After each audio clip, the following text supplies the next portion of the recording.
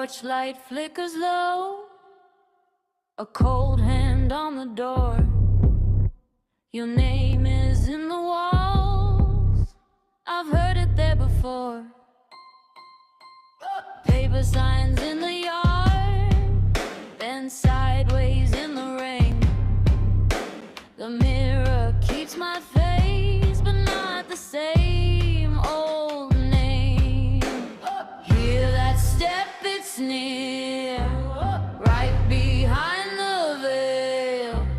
Hold your breath, stay close when the floorboards wear. Beyond the possible, come closer, come closer.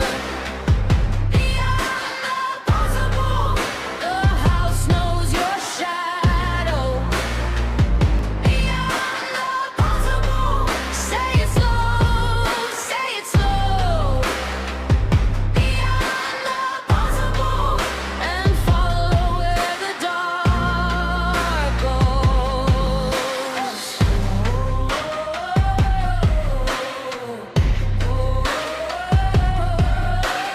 Jack-o'-lantern grin, burned into the stone. A key under the mat for a room. This country starts early. It works hard. It stays focused. It keeps moving. It stands ready. And it carries the weight. Strong coffee for a strong nation.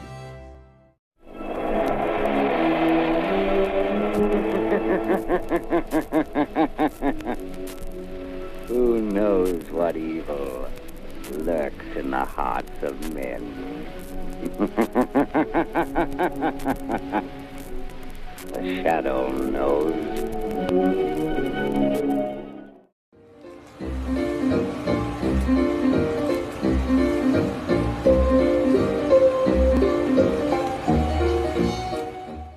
Are you troubled by strange noises in the middle of the night? Do you experience feelings of dread in your basement or attic? Have you or any of your family ever seen a spook, specter, or ghost?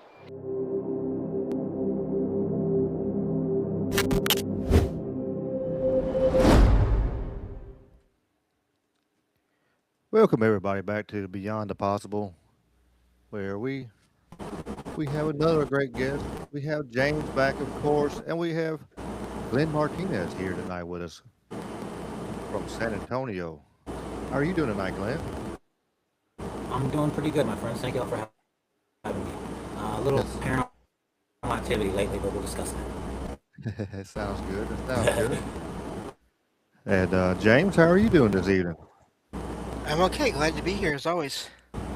Yeah, it should be fun. We already got some chat. We got Griff and Logan in the chat already, so it's going to be a fun night for sure. Sounds good. Fun part of being live and everything. Get to see the chat. It's always good. Yeah, I like the chat. Glenn, what? She'll handle the chat, huh? Yeah. You can look at like the YouTube chat if on the screen there with the chat part. You can actually look at that, and you'll be able to see. You won't be able to type back to them Okay, cool. for some reason. You don't for guests. They won't let you do that for whatever reason. But you will be able to see the YouTube and Facebook and a couple others. They pop in. So, Glenn, what got you into this world and everything? I know you've been doing this a long time and doing things in the paranormal fields and stuff. What got you into this? Yeah. My journey, well, I work also with San Antonio Ghost Hunters as their Deliverance Minister.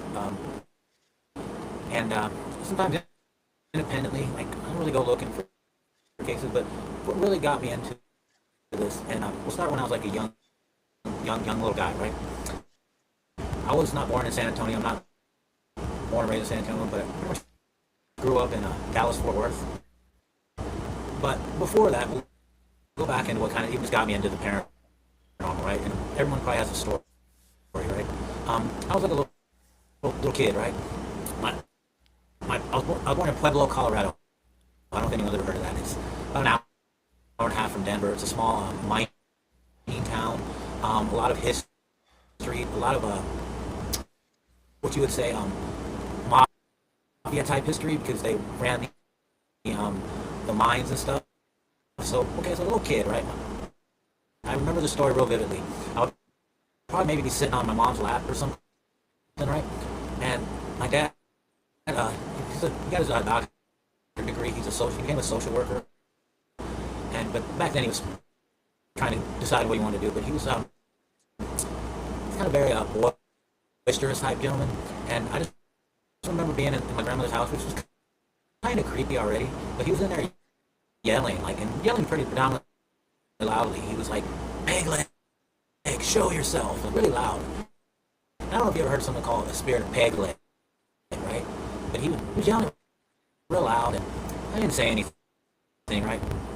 So maybe a day, or I don't even remember when. I was a little kid, right? I went to my mom one day and I said, "Hey, what was he yelling about, right?" And she was, "Well, he's yelling at the ghost in your grandmother's house." It's my mom's grandmother, right? He's yelling at the ghost in your grandmother's house because he wanted to show himself, right?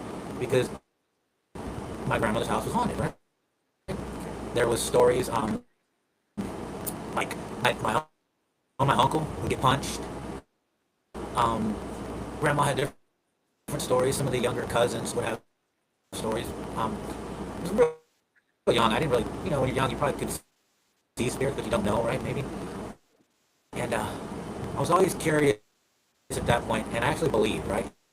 And then every time we ended up moving from Pueblo, we go back and visit. Every time I go to grandma's, I was always intrigued by her stories. She had a lot of stories, a lot of unique stories. It was a creepy house too. Like you walked in the front, it had a front area, but you went to a kitchen, and the kitchen had a basement, and it was like you pulled the doors up, but they were like laminate type tile, and it was very creepy. And if you're a kid, you went to use the bathroom, you ran to use the bathroom because you were kind of freaked out. And then grandma had a cold room where she put really plant a lot. She'd have all her vegetables in this really cold room. Right? I was always curious about that. I could go on and on about the stories or whatever, but that kind of intrigued me. And like, okay, yeah, there's definitely. And every time I come back and visit, I think the last few stories my step grandpa told me is they used to plant. So when you plant, you have to use 2 fingers like that to dig or whatever, and then he had all this jewelry he would find. And then he bought a metal detector, so he found buried jewelry in the place. So like he said, there was a lot of mafia things. Well, he's an old mafia guy, right? And my mom, though, who say they never had a paranormal encounter, nothing. Right? I always thought that was weird, right? So that's what got me clued into the paranormal. I was always into the paranormal. I never really could say I had much of a paranormal encounter. We'll skip on. I grew up in Dallas-Fort Worth, and eventually moved to St. Louis, and moved back here to Texas, to San Antonio, where I live now. And what really got me into what I do now was I kind of started at this house I had. It was like it's a 2-story. My mom lived downstairs. Her health wasn't that great, so we kind of split a house so I could kind of take care of her, but I could be separate.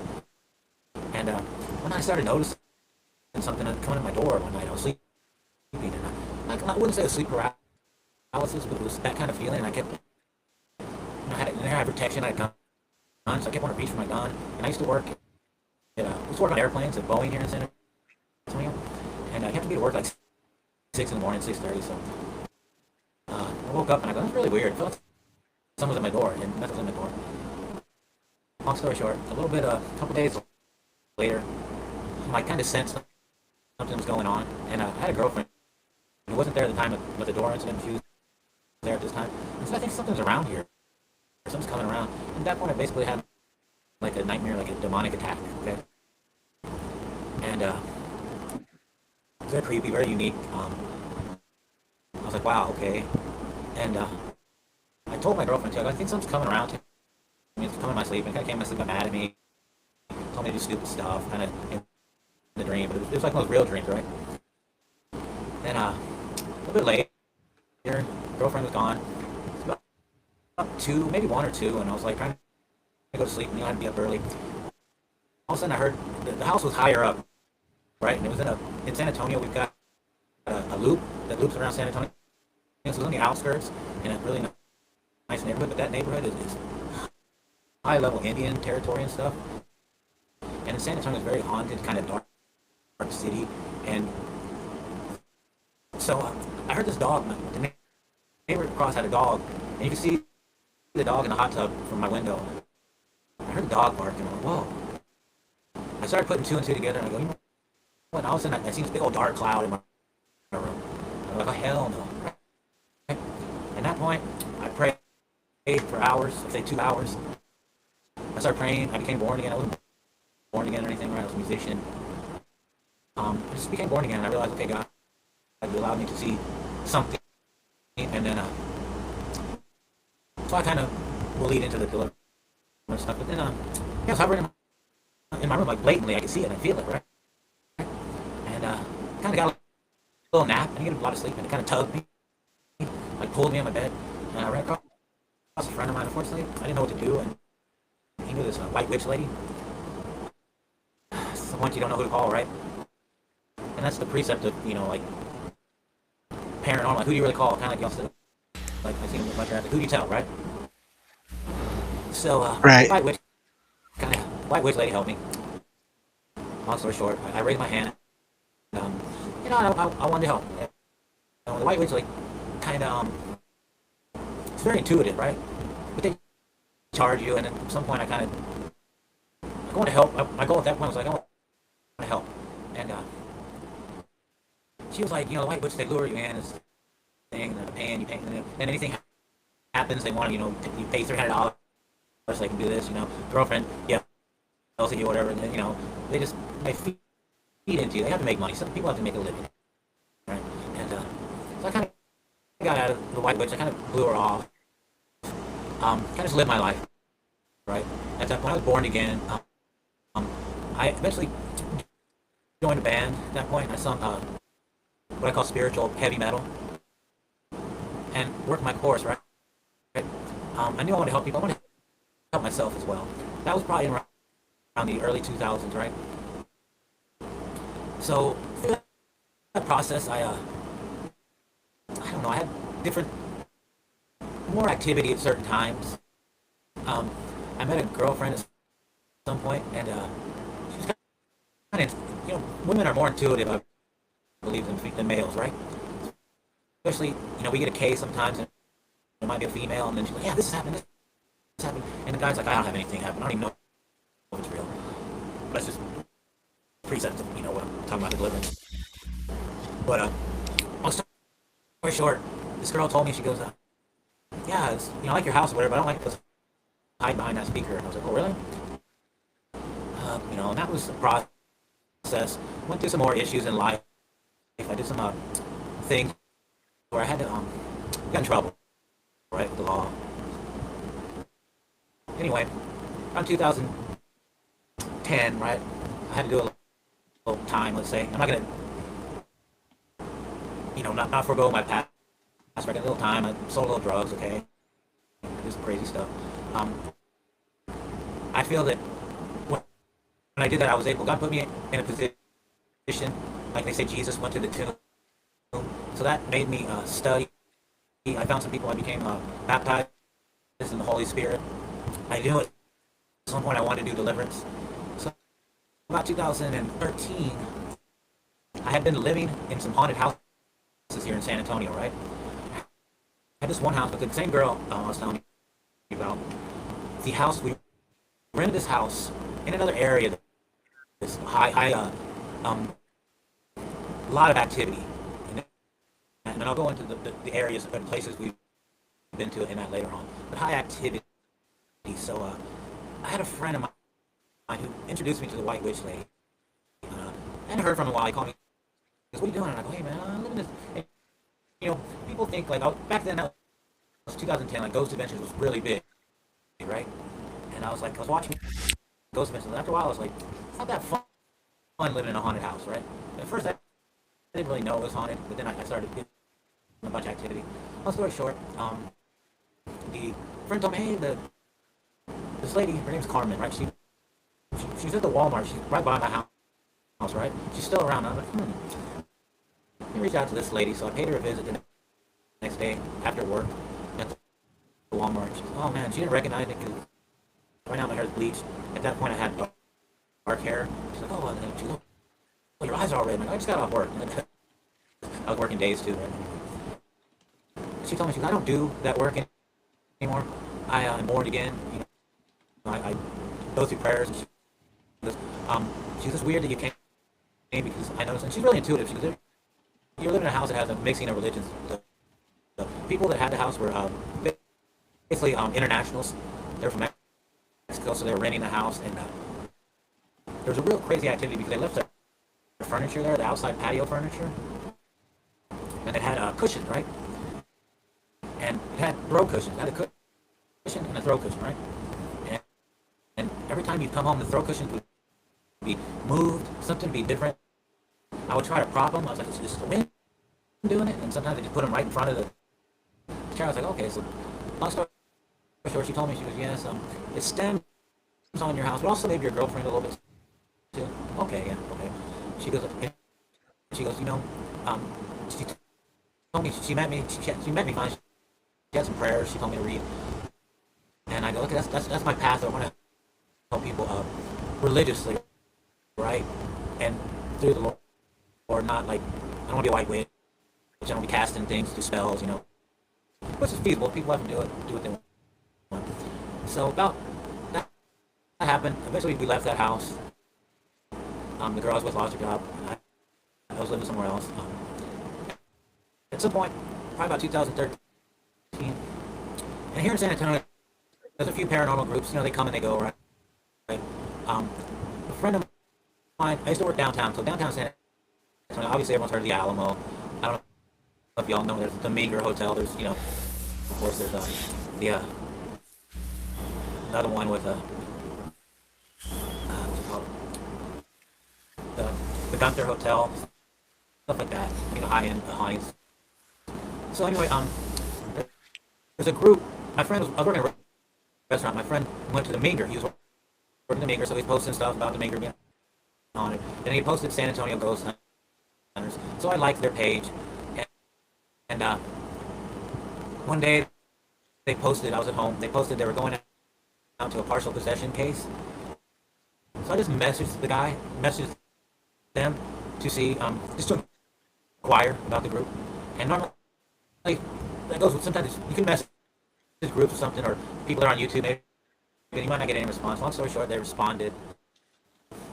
He responded, I was cooking chicken breast. He responded, I was like, oh wow. And then he asked me about the equipment I had, and I had a video camera, just got a pawn, when my ex-girlfriend pawned it, you know. I was like, oh man, I had like a EVP recorder, I didn't have a whole lot. And the guy had the same thing, but he didn't have many people in the group. So he goes, you know what? And I told him, like, I'm more into the dark stuff, like, this is my calling or whatever, as I put it. And he goes, you know, I'm going to pick you up. Okay, well, okay.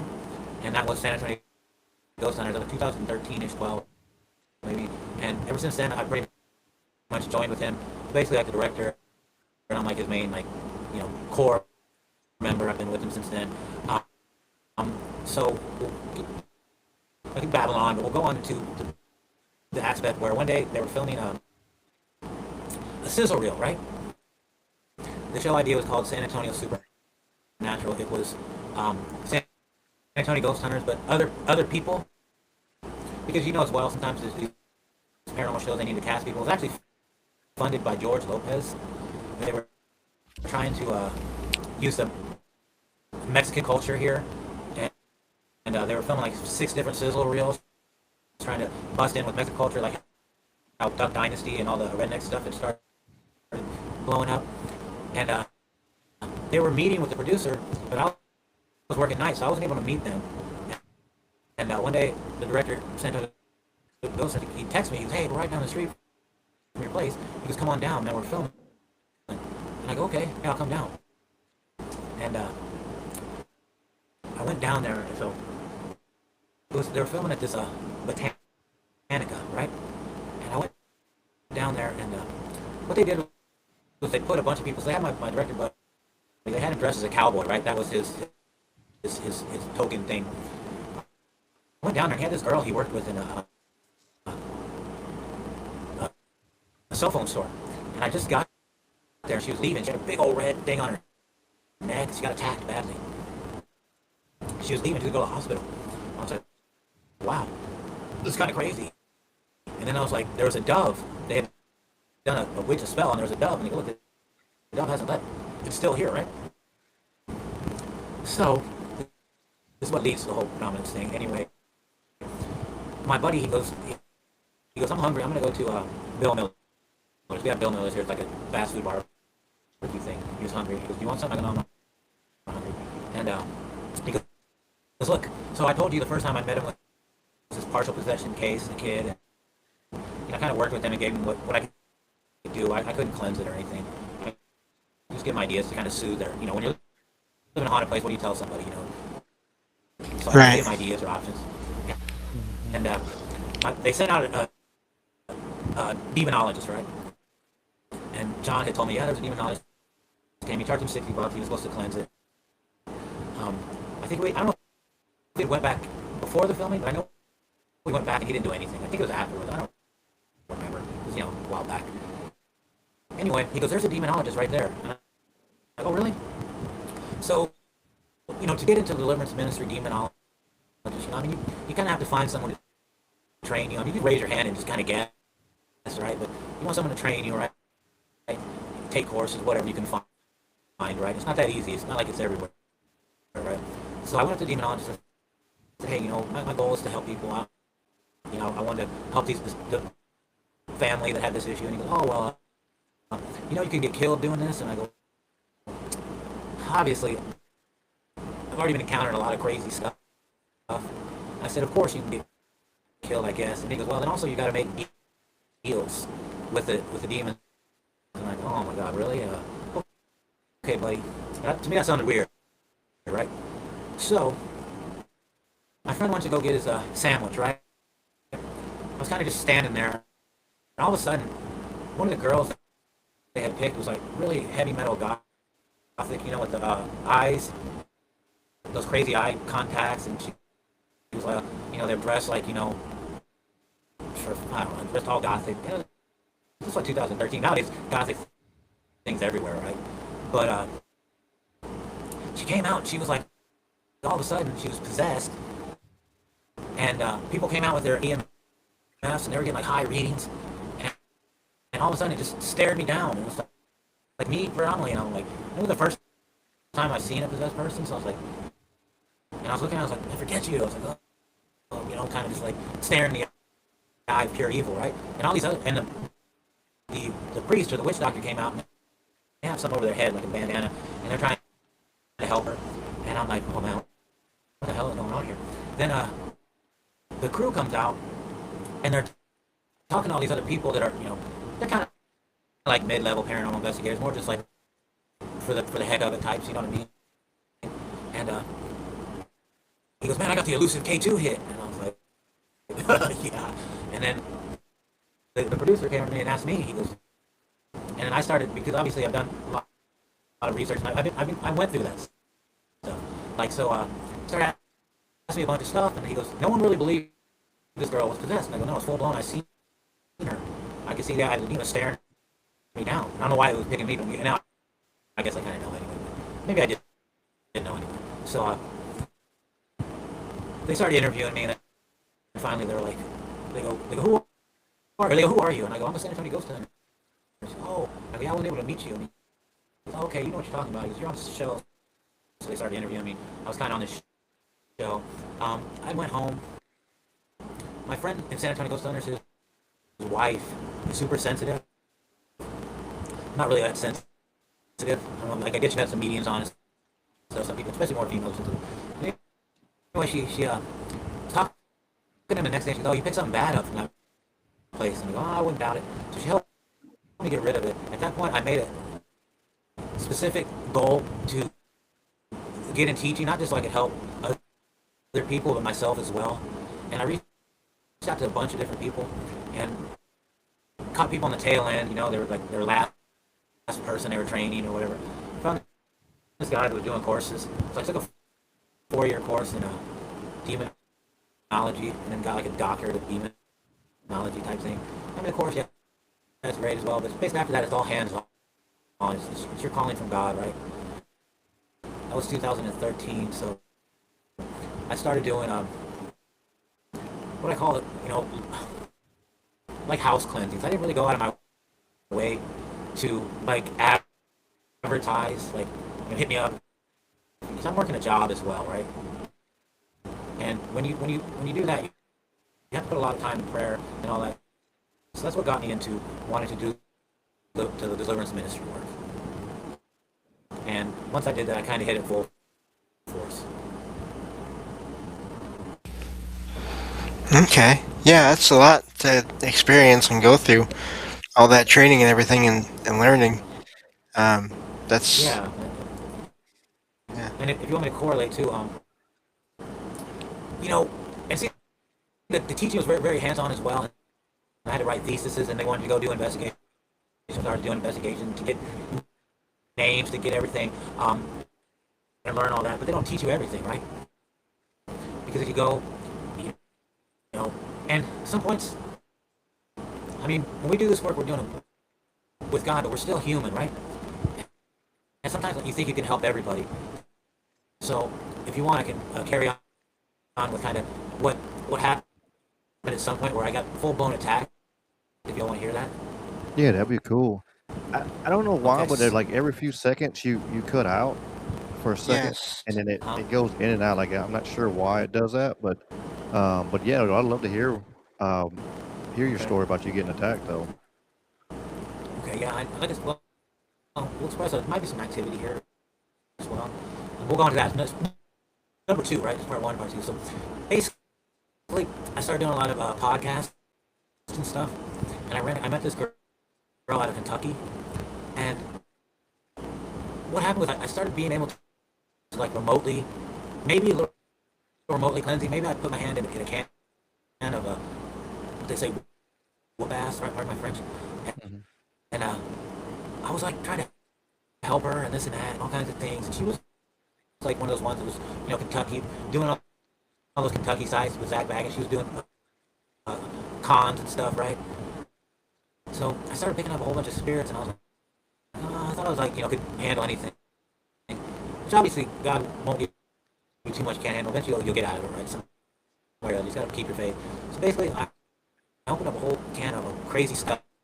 At some point, one night, stuff was flying in my house, and crazy stuff was going. So basically, I ran out of my apartment. I had to go to my friends, the San Antonio Ghost Hunters, and I stayed with him for a while.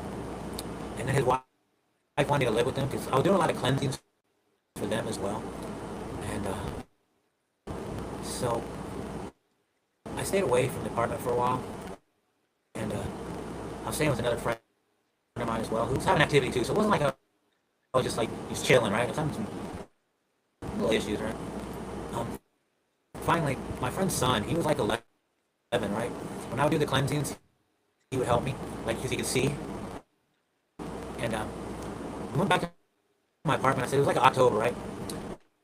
And we went back to my apartment. He goes, "No, the apartment's fine now." He goes, "Except for there's a porthole where you park your car, right?" And I went, "Oh wow." And see, the teaching didn't teach me about portholes and all this stuff, right? I mean, obviously, it's kind of been talked about and stuff. Luckily, at that point, God kind of gave me a gift. I was able to close the porthole and then close any other. There's probably some pre-existing ones. Where I lived was already kind of haunted. And closed the portholes and was able to clear my apartment. And the attacking was crazy because at one point I was running around with my crucifix, my St. Benedict's cross, and I actually hit something, and it had mass, right? I was like, I don't know if y'all ever investigated, you had something like that happen, where you actually felt the mass of the spirit. Not so much, but I've heard of that. Yeah. Yeah. So, yeah, I kind of, that was my first kind of paranormal attack. After that, I've done a lot of cleansings. I've encountered possessed people. I haven't been able to possess a person. I didn't really have the time the resources, because a lot of times I'm independent. You know, sometimes I would do it with my friend's wife, who was sensitive, who could tell us, you know, once everything was clear. Sometimes it's just, hoping and learning. Yeah, I can see that. Some of it, some of this field for sure is just, absolutely learning on the go and learning while you're there. Just seeing. Um, so I can see that, but that's still pretty amazing. What you've seen and what you've been through. Yeah, and what's even crazier is, like I said, the fact as well, like, I try to use more Bible based, but I also had to cross spirits over, because you do a cleansing or whatever, but you have like spirits, and there's different forms of spirits, right? And I learned to cross spirits over. I had like weird story. Where I live is a lot of activity here. It's close to the Riverwalk, close to downtown. I did a cleansing once, and my friend came over after that. The same girl that I used to live with the other activity. She stopped by, right? And she's kind of can see stuff. And we're just sitting here in my living room talking. She's, ooh, but what? And something just popped in here. And she could see it and explain it. And I go, boom, and I just crossed it over. I just put it to the light because I didn't want to hang out with me, right? She goes, oh, you could have left to stay. I'm like, I had to look at precepts like, I really don't want a bunch of spirits hanging around with me. And it's like the same thing, as you say, people learn. We've done cleansings for people in the San Antonio Ghost Hunters. We did one girl, and she's like, can you leave some spirits? And I go, maybe. Yeah, I don't know. I mean, some people can live with spirits, right? And I'm pretty sure I left some spirits. I really, I just, basically, the teaching is for me to go room to room, read a lot of the Bible verses. At that point, I'm basically being attacked, and I'm attacking, and I just send spirits. I'll usually send them out of the house, right? That's when I first started, and then they would go into our vehicle, and then when we go to the vehicle, my friend's wife would see him, and then I would just go, see there in the vehicle, and I go, get out of here, and then just move on, right? Because really, where are you supposed to send him? I don't know. Right. Yeah, I've heard of that happening with vehicles and activity around them. I mean, it makes sense to me. If it's a vehicle, it's going to be going somewhere, and so. Right, and it's going to be going to like who's casting them out, right? Right. Mm-hmm. Now, James, I'm guessing you do paranormal work up there in Michigan, right?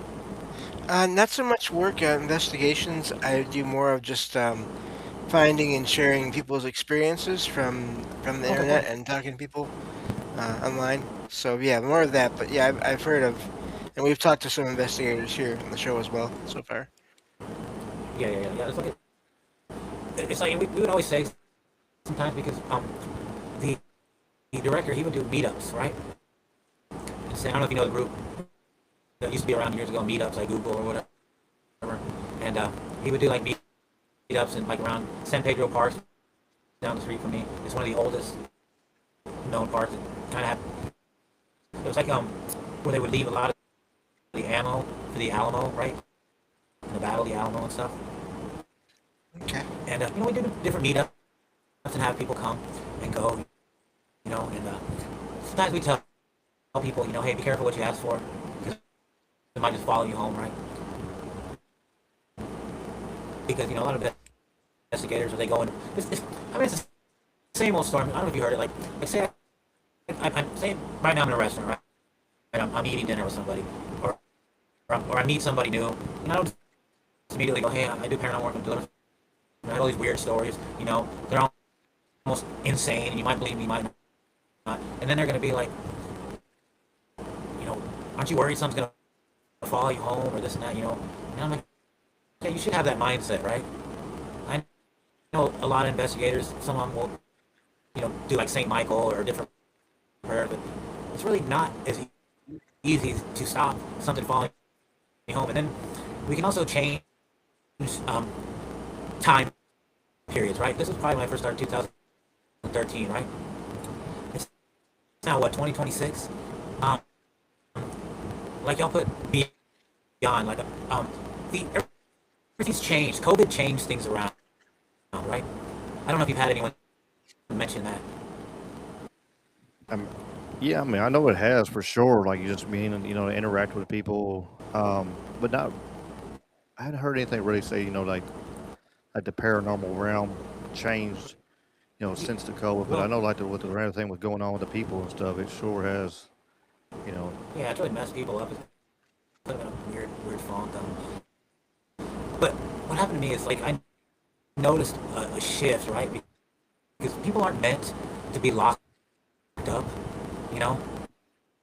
And then it shifted with a lot of energy, a lot of, like I say, all evil spirit. It's all energy too, right? Because obviously people come to have EMFs, right? They get EMF spikes. I'll give you one weird story. Right? I got stories for days, right?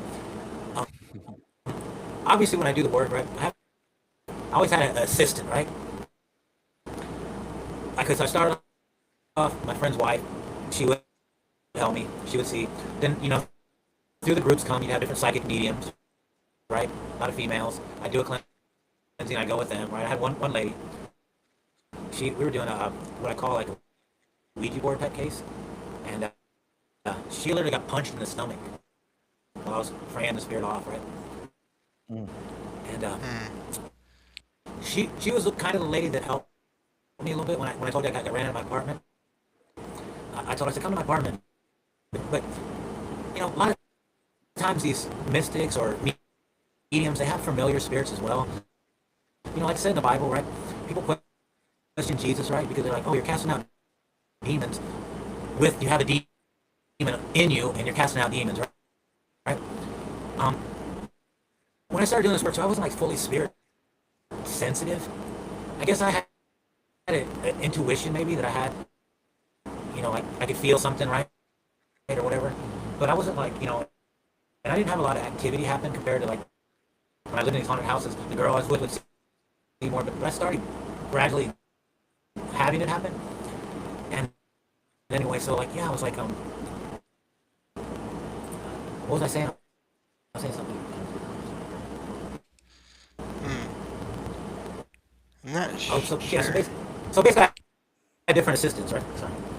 I had different assistants like that. So, and that lady too, we'll finish that little story up. We went back to my house and she's, oh, these candles, this stuff, we can get your place back. I think there's a porthole right here by your bed. And I was like, no, really? I didn't feel it, right? So she had me buy all these candles, a bunch of candles. Like I said, I was going back and forth. And then she told me at one point, she goes, oh, but see, something always told me she had a familiar spirit, which is the term familiar spirit, which is basically kind of demonic. Different forms, right? She's seen a picture of my mom, who has been deceased, right, on my wall. She goes, oh, your mom, oh, your mom's showing me a blue house, but she doesn't like what you're doing, right? I go, really? And it's a lot of activity maybe around here, something. I got kind of teary-eyed just thinking about my mom, but I didn't really think it was my mom because I never knew my mom to have anything about blue, right? What's blue have to do with anything, right? And I don't think my mom, if she's already passed, would get mad that I was trying to do God's work, right? I mean, so long story short, I'll say it again. And so another time I was with a lady, she goes, oh, the spirit's coming to me again. It's your mom. Here she comes. And I go, really? I go, what's my mom's name? You can guess the answer. Like, it was totally the wrong name. It's like, lady, that's not my mom. I mean, when you're getting into the dark realm, you're going to get a lot of spirits, and they're never really going to want to hurt me. So, like I said, she really didn't help me do much. She thought she did my friend's son. I just kind of left the place. Anyway, so she one of my assistants. She moved on. She actually moved somewhere in, I think, Kentucky. She actually moved by one of the, by Grant or somewhere. Wherever she moved, Grant supposedly lived close to her. Is it Grant? Not that Grant supposedly lived by her somewhere, right? Anyway, so around COVID time, I had to, obviously, San Antonio Ghost Hunters, we've done television shows. I can promote it too. If anyone wants to find paranormal activity, they do have a San Antonio Ghost Hunter Facebook page. So we post a lot. There's probably a lot of clips of me in there and the different investigations we've done. I think the last thing we did fairly recently was this haunted rock bar called Barnes 007 here in San Antonio. But we do events. So there's an event called Horrific Film Festival, right? And they do horror films and stuff. But they wanted San Antonio Ghost Hunter, so we would go every year and present evidence and talk to people to do the horror films and stuff. And one day my friend John, they put us late, right? And I go, John, well, actually they call me. They go, we don't have a PA or anything, because we have a PA and we play stuff. And our PA just blew out, it's not working. I called John, he goes, well, it's kind of late. Well, you know what, John, I'll just go and talk to the people and present, because I don't want to, no one wants to leave anyone hanging, right? So I went, and then that time it was late, so I stayed around, and I don't know if y'all seen the Leprechaun, the newest Leprechaun series, but they had the little Leprechaun actor was there, so we were hanging around after the event, talking to them, having fun. So they said, hey, come back tomorrow. I go, okay, I'll come. And I had this friend of mine that I've known, like I've talked to her, but I've never per se talked to her on the internet and stuff, and I tried to invite her to some concerts. I like rock music as well, secular and religious, it's whatever, right? Long story short, I told her, hey, you want to go to this event with me? She goes, yeah, I want to come. I'll go ahead. So finally I picked her up and went to the event. As soon as we were sitting in the parking lot, because I have this bad thing on my chin. I can't talk. I'm like kind of messed up. I'm going through spiritual warfare, right? I go, okay, so I can kind of like talk. I go like this, and like this, and then when I go, I can get energy, I can get rid of it off of her, and then pray over her. When I did that, her jaw all kind of came back too. She was going through a lot, right? And she goes, wow, I want to help people. I go, okay, so you can see this. It's not okay. I go, I need an assistant. Would you like to help me? Like, if I do cleansings or if I have something going on. So she volunteered, yeah. So one day, COVID had hit, right? She was dating this guy from California. He was coming into town. I told her, I said, hey, we'll go, and we'll go pick him up. And, everything was locked down. So everything was locked down. So we were driving down the highway, and the guy goes, hey, it says right here, I think that guy as well had done some awful things. Because he was like a gangster from LA. Right? I don't know if this combined with, like I said, sometimes you don't really know what happens, it just happens. Anyway, he goes, oh, the speed limit changed. It was like 65 or 70, and it gets closer to the city, so it hits a 60 sign, and you gotta slow down because it's a cop trap, right? And he goes, oh, it's 60 here? And I go, yeah. And I was still going maybe like 5 over or whatever. And all of a sudden there was a cop, a bike cop. And this is what I'm saying, the COVID was weird. He looks at me and looks through me like he had a spirit on him. Sent a spirit flying through me into this guy, and I had to go like this, go, unclean spirit, be gone, and get rid of it. And all of us looked at each other and went, what the heck? And I go, man. I go, look at that cop pulled someone over. See, I think he was, I don't know, it's just weird. I was like, the energy was good. We all looked at each other. I was like, oh, this is crazy. Yeah, I bet. And that's definitely a weird story. My poor assistant too. She actually got with that guy and became a drug addict and just totally messed up. Oh no. Hate to hear that. I tried to help her, but I told her, I said, you should know better. You're disappointing. You're not disappointing me. Yeah, you are. I'm human, but you're disappointing God. And God is the person you shouldn't disappoint. She, yeah,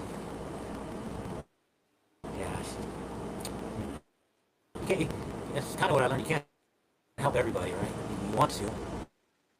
Yeah, for sure. You can only help the ones that want to be helped, and no matter how deeply you feel about it, or want to help so bad, like if they do not want to help at that moment, they can't, they will not do it. Exactly, and it's like Well, if you want, I can go on to what is kind of going on with me right now. Yeah, that'd be fine. Yeah, I say your mic's still So, doing that little is, is it blinking cutting in out? and out, I got. but Yep. I'm not sure what. I've seen the chat, but I don't know if it's. I don't know what to say, so to speak. I'm not sure. I don't know. Like I said, I have some activity. I don't know if the activity is causing issues. Should I try maybe going off the Bluetooth? Yeah, I don't know if it'll let you. Yeah. You can try it. I have to come back though, right? That'd be Or fine. no? That'd be fine if you want to do that. Yeah. If Okay, you let want me to try take to this pop off. out, if you want to try to Yeah, I'll pop pop out, out. pop back in with the use the Bluetooth. Yeah, I'll pop in without this. Okay. I'll try to use this speaker because I know I can maybe listen to. Okay, be right back. All right. Okay.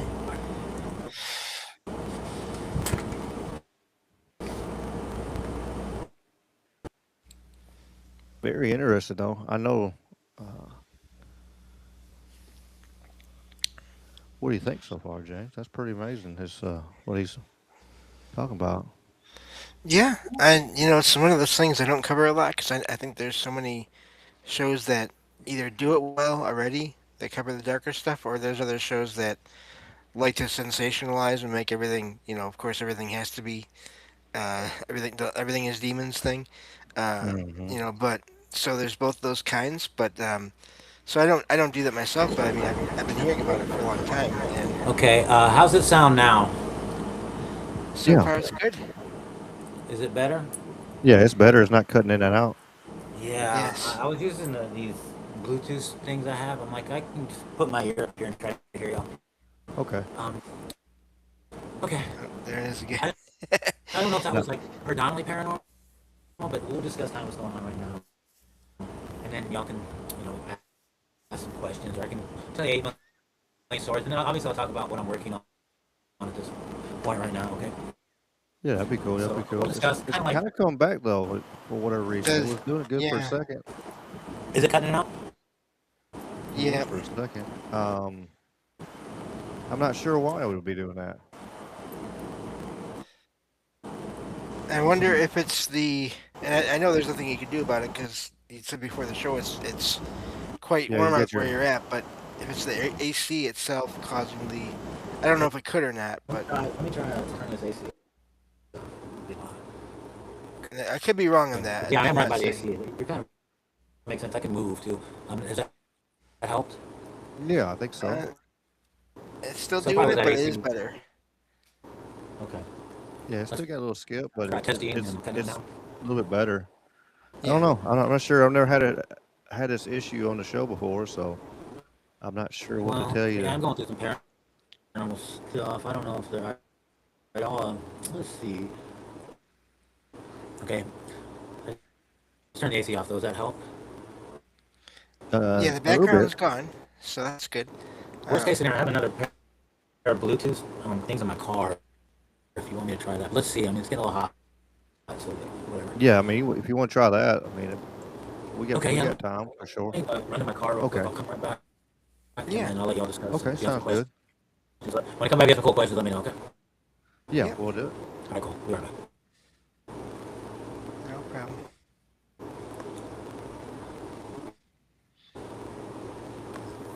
Yeah. Yeah, So. I see it's still cutting out. We're trying. We are trying our Yep. best, but he is trying his best. Oh, Yeah, he's trying.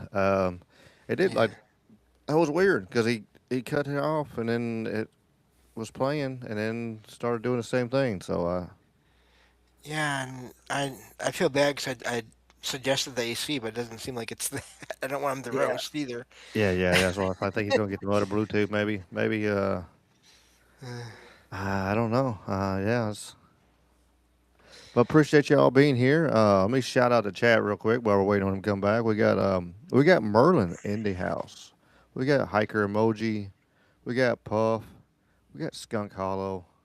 We got Nostradamus. And let's see who else we got. Oh, on the Rumble side, I think that is it on the Rumble side. Yeah, Appreciate y'all being here. Appreciate y'all understanding the situation. Uh, yeah, it could be hiker. It could be something in the hardware software situation there. Yeah. Um, on the YouTube side, we got Logan is here. We got Jen. And we have they're here. We had Steve O, and we got Griff here tonight. So and all of our lurkers, and we appreciate the lurkers as always. Yeah. Yeah. Jen and I did a show based on one of your videos from Wednesday. We did a show last night talking about crop circles, and really it went everywhere from there. Kind of as we like to do, we cover a lot of different things, but that was fun. So that'll be Yeah. coming out on Thursday.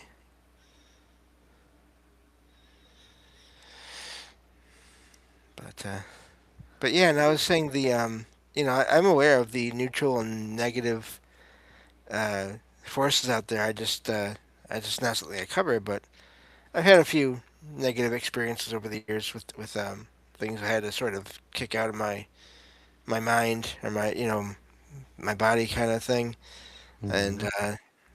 it's a thing that people do experience. And so far, I mean, I really have overall been lucky that the majority of my experiences have been either positive or neutral. Yeah. But I know not everyone is that lucky, so it's important. The kind of work that people like Glenn are doing is important in its own way. Oh, absolutely. We needed that kind of.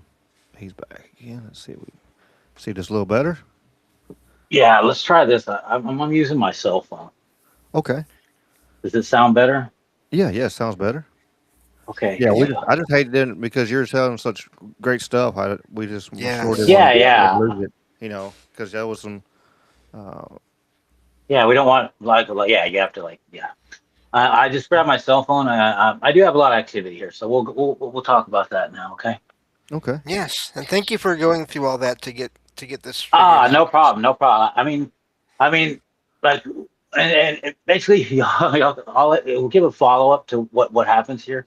Yeah, that's some Hmm. crazy stuff going on. So, long story short, okay, when you want to help people and you want to do a lot of helping all the time, you're kind of and we'll just talk first what I'm working on. Okay, I'm working on a paranormal series as well.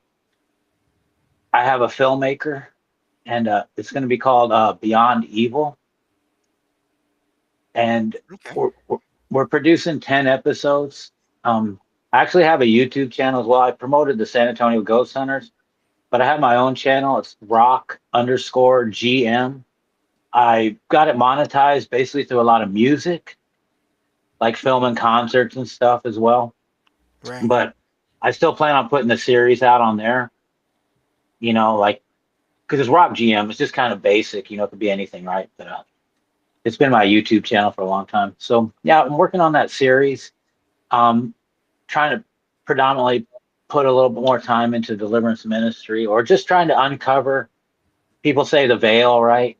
But just trying to, see what's going on with the paranormal world, and like we are talking about how this COVID and stuff. So long story short, with the YouTube channel, I go to rock concerts and film them. I already planned this trip to go to Austin on the 11th was the concert, but I was going Monday. I think it was the 10th. I have Okay. It stems back to my friend, right? The girl I was talking about in the house I lived in with her. right, She had kids. She had 3 kids. So I knew that I've known the kids forever. She's like my family friend, even though we were together at one point. She's like my family friend. Um, I hadn't talked to them in a while. I talked to the son, the middle son, and I called him on the way to Austin, and he was telling me,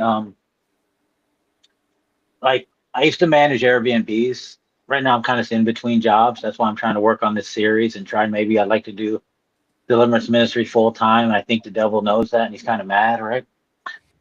So, He will put any kind of obstruction. Whenever it seems like that way, like every time you're trying to do good and doing the right thing, it's like you run into walls and just pow, and they try to knock you back down. But that's yeah, good. You stay fast and keep on. you're keeping on And it keeping is on. what it is. Yeah, it is what it is. I mean, it's gonna happen. It's gonna happen. You know, one time when I got into the field, I'm just saying I became more intuitive. I believe the Holy Spirit told me, I'm not gonna give you anything you can't handle. I mean, okay, you want to attack me at night, whatever, fine. I mean, you eventually get bored, you know. But okay, long story short, the son was talking about some guy that works cleaning and drama with this kind of bad cleaner. So he then reverts to tell me, actually, they my friend, they were supposed to go to Florida, and they invited me, right? Hey, come to Florida with us. You know, I go, when you coming back? So they were coming back Monday, and I said, no, I got to go to this concert. I was going to Houston as well. I go, I don't want to be rushed to do this, right? So I said, thanks for inviting me. I would have loved to came, right? So I hadn't heard from them. I asked him, I asked the son, I go, where's your mom? And he goes, so now I'm talking about this too. You might see me, I might have to like just do a little cleansing type stuff, which actually when I went outside to get my things, I could feel there's something on me. So it might have subsided. It's probably gonna, as I talk about it, might come back a little bit, but it's still already in a process. So the son tells me that his brother is let's say a transgender, like it used to be Paulina. He's now Paul. Now Paul, you couldn't even tell Paul had been a girl. Even when he was Paulina, he looked kind of like Justin Bieber, right? And I think the last time I've seen him, like I've seen him different times. Last time I seen him, I hadn't seen him in a long time, and then probably about 2018 or so, I started working with her, and he opened the door, and I was like, I thought it was some other dude completely, right? So, Mm. but he wanted the full operation, but he didn't get it. And I'm not going to be a preachy type that says, "Hey, you need to do this or that." I mean, we do have to live in this world, and your DNA could be the issue. I can't tell you, but I would hope you would want to find God while you're doing it. But I'm not going to tell anyone they have to. Mhm. Well, the brother told me that they had to cut their trip short because the son tried to commit suicide. Mm. Hmm. So this is where it gets a little kind of retarded on my end. Pardon my French, probably shouldn't use that word, but sometimes I should think a little bit. But I was driving and I want to help people. Actually, I've done this before. We'll give a quick backstory. I had a friend of mine, like I knew her real well. She's kind of another female, and we weren't together or anything, but we talk, and she'd leave her husband and come around. I'd help her, and I liked her kids, right? Um, One day the daughter messaged me at work, and she said, "Hey, my mom's in a psych ward. She tried to, I don't know what she tried to do, right? It was so long ago." So what I did was I would maybe you call it intercession prayer, but what I would do is remotely, which I don't like to do as much because remember the backstory where I was remotely helping this one girl and my whole apartment was infested. So Right. right here I go again. I just keep making the same little mistake, but it is what it is, right? So I helped her. I got rid of the spirit on her. But at that point, it was just this demonic spirits are different kind, different reasons why they're there. She probably just lived in a haunted house. She got a spirit, and then with her activity, so she tried to off herself or whatever she had tried doing. Right, it pulled her out of her funk. She came out finally. I sat with the daughter as not by myself as we did the work. So when my friend told me that, I thought the same basic preset. He said maybe they might have been doing witchcraft, the his girlfriend, but he didn't know, and I just figured maybe she was, had some demons that were around, and just they were doing low level or just had activity, right? So I put myself and interceded and removed the demonic entity from said hospital room that he was at, right?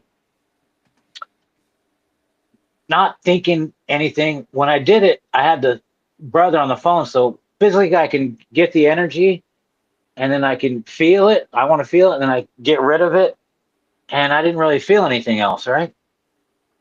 And then I asked the son, because he can, it's two people, right? If you're kind of religious or something, Jesus said in the Bible, it's like when two or more gather, right? That's reverts back to why I've always had assistance. I've done a few cleansings alone. I don't like it. It's not very easy. It's hard. It's, when you're alone, you're alone. Kind of like right now I'm by myself. So what happened was I went to Austin, right? I'm at this place. It's a rental property, right? I don't know if it's creepy. I don't even know. I just all of a sudden I started feeling activity. So my paranormal show, I have a girl who's she's a sensitive, kind of a medium, I guess you would say, or a tarot card reader, a healer, right? I'm not going to say that's my cup of tea, but to each his own, right? Especially in the paranormal, because you deal with whatever, right? Right. So I called her up and did a cleansing of the apartment, right? It's like, wow. And she goes, well, a bunch of cowboy spirits, we put two and two together, and I cleared out the apartment, and I was fine. I had a friend of mine that I know. He's a little bit younger guy. He was going to the concert, so I told him he could stay. And I kind of told him what I do, but he didn't. We never really hung out. So I told him, I said, there's a little activity here. And he's like nervous. He's like, should I come? And I go, yeah, just come. I took care of it, right? Thinking I took care of it. All right. The concert went on Wednesday. And if anyone wants to watch this, they can watch this. I don't know. Have y'all ever heard of Kick? Yes, a platform. I believe it's a Yes. platform. Yeah. Yeah, Kick live streaming. Austin has Ice Poseidon, who's one of the bigger streamers. He's like a multimillionaire, and he does events and stuff. And this guy named Freaky Gabe, he's a tattoo artist. I reached out to him and see if he wanted to collab and do a little ghost hunting type Deliverance Ministry stuff, right? And he was willing to come out to San Antonio, but he got really busy. So I told him, I said, hey, I'm here. Let's link up on Wednesday, right? So my friend, who's, like I said, he's a little bit younger. I guess he was going through some stuff as well. I figured this was the apartment that was haunted, right? So then the next day after concert, there was an occult shop right in there. Obviously, I don't, whatever, but I'm not going to, they're doing cleansings in their way. I'm doing mine. It is what it is, right? My friend wanted to go in there, so I said, okay, let's go in there, whatever. I guess he was interested in palm reading and maybe tarot cards, right? I said, well, hey, to each your own, buddy, however. We went in there. He bought some things. I was talking to the people in the shop. We left to go get some pizza, right? And I started eating, and I started feeling horrible. Like, I thought I was sick, and I was like, oh, what's going on?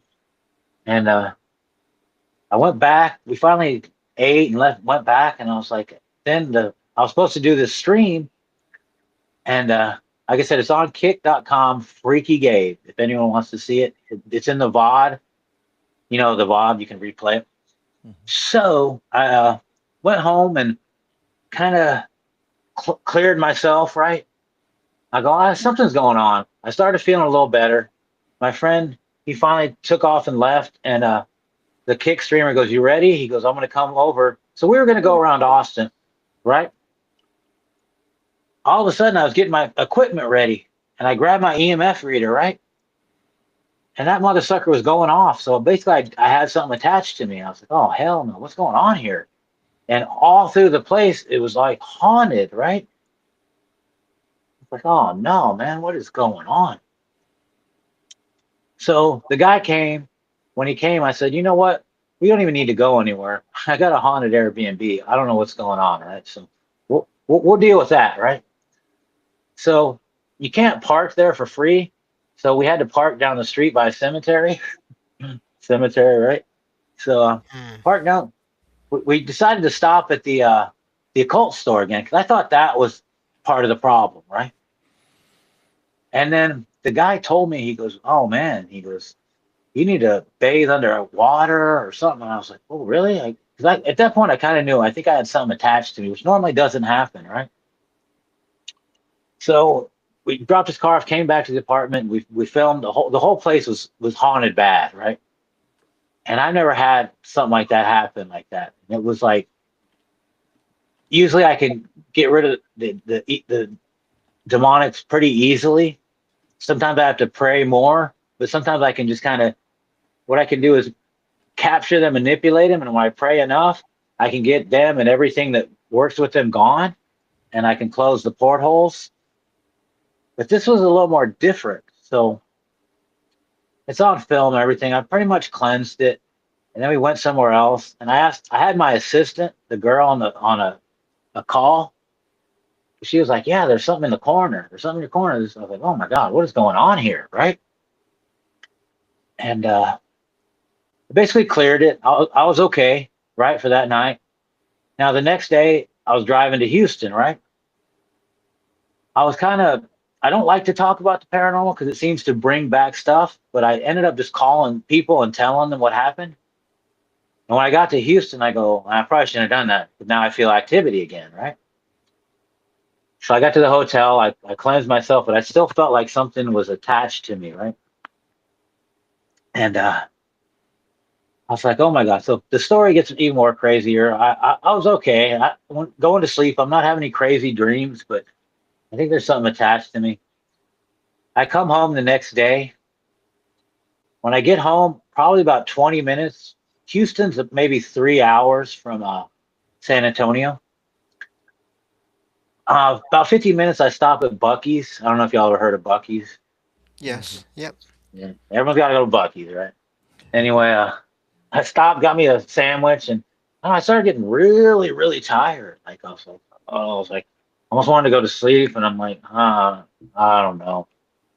I came home, and I'm on this couch. I kind of napped. I don't know. I woke up, and then the pest control guy came because he's supposed to spray that day, and we came to spray.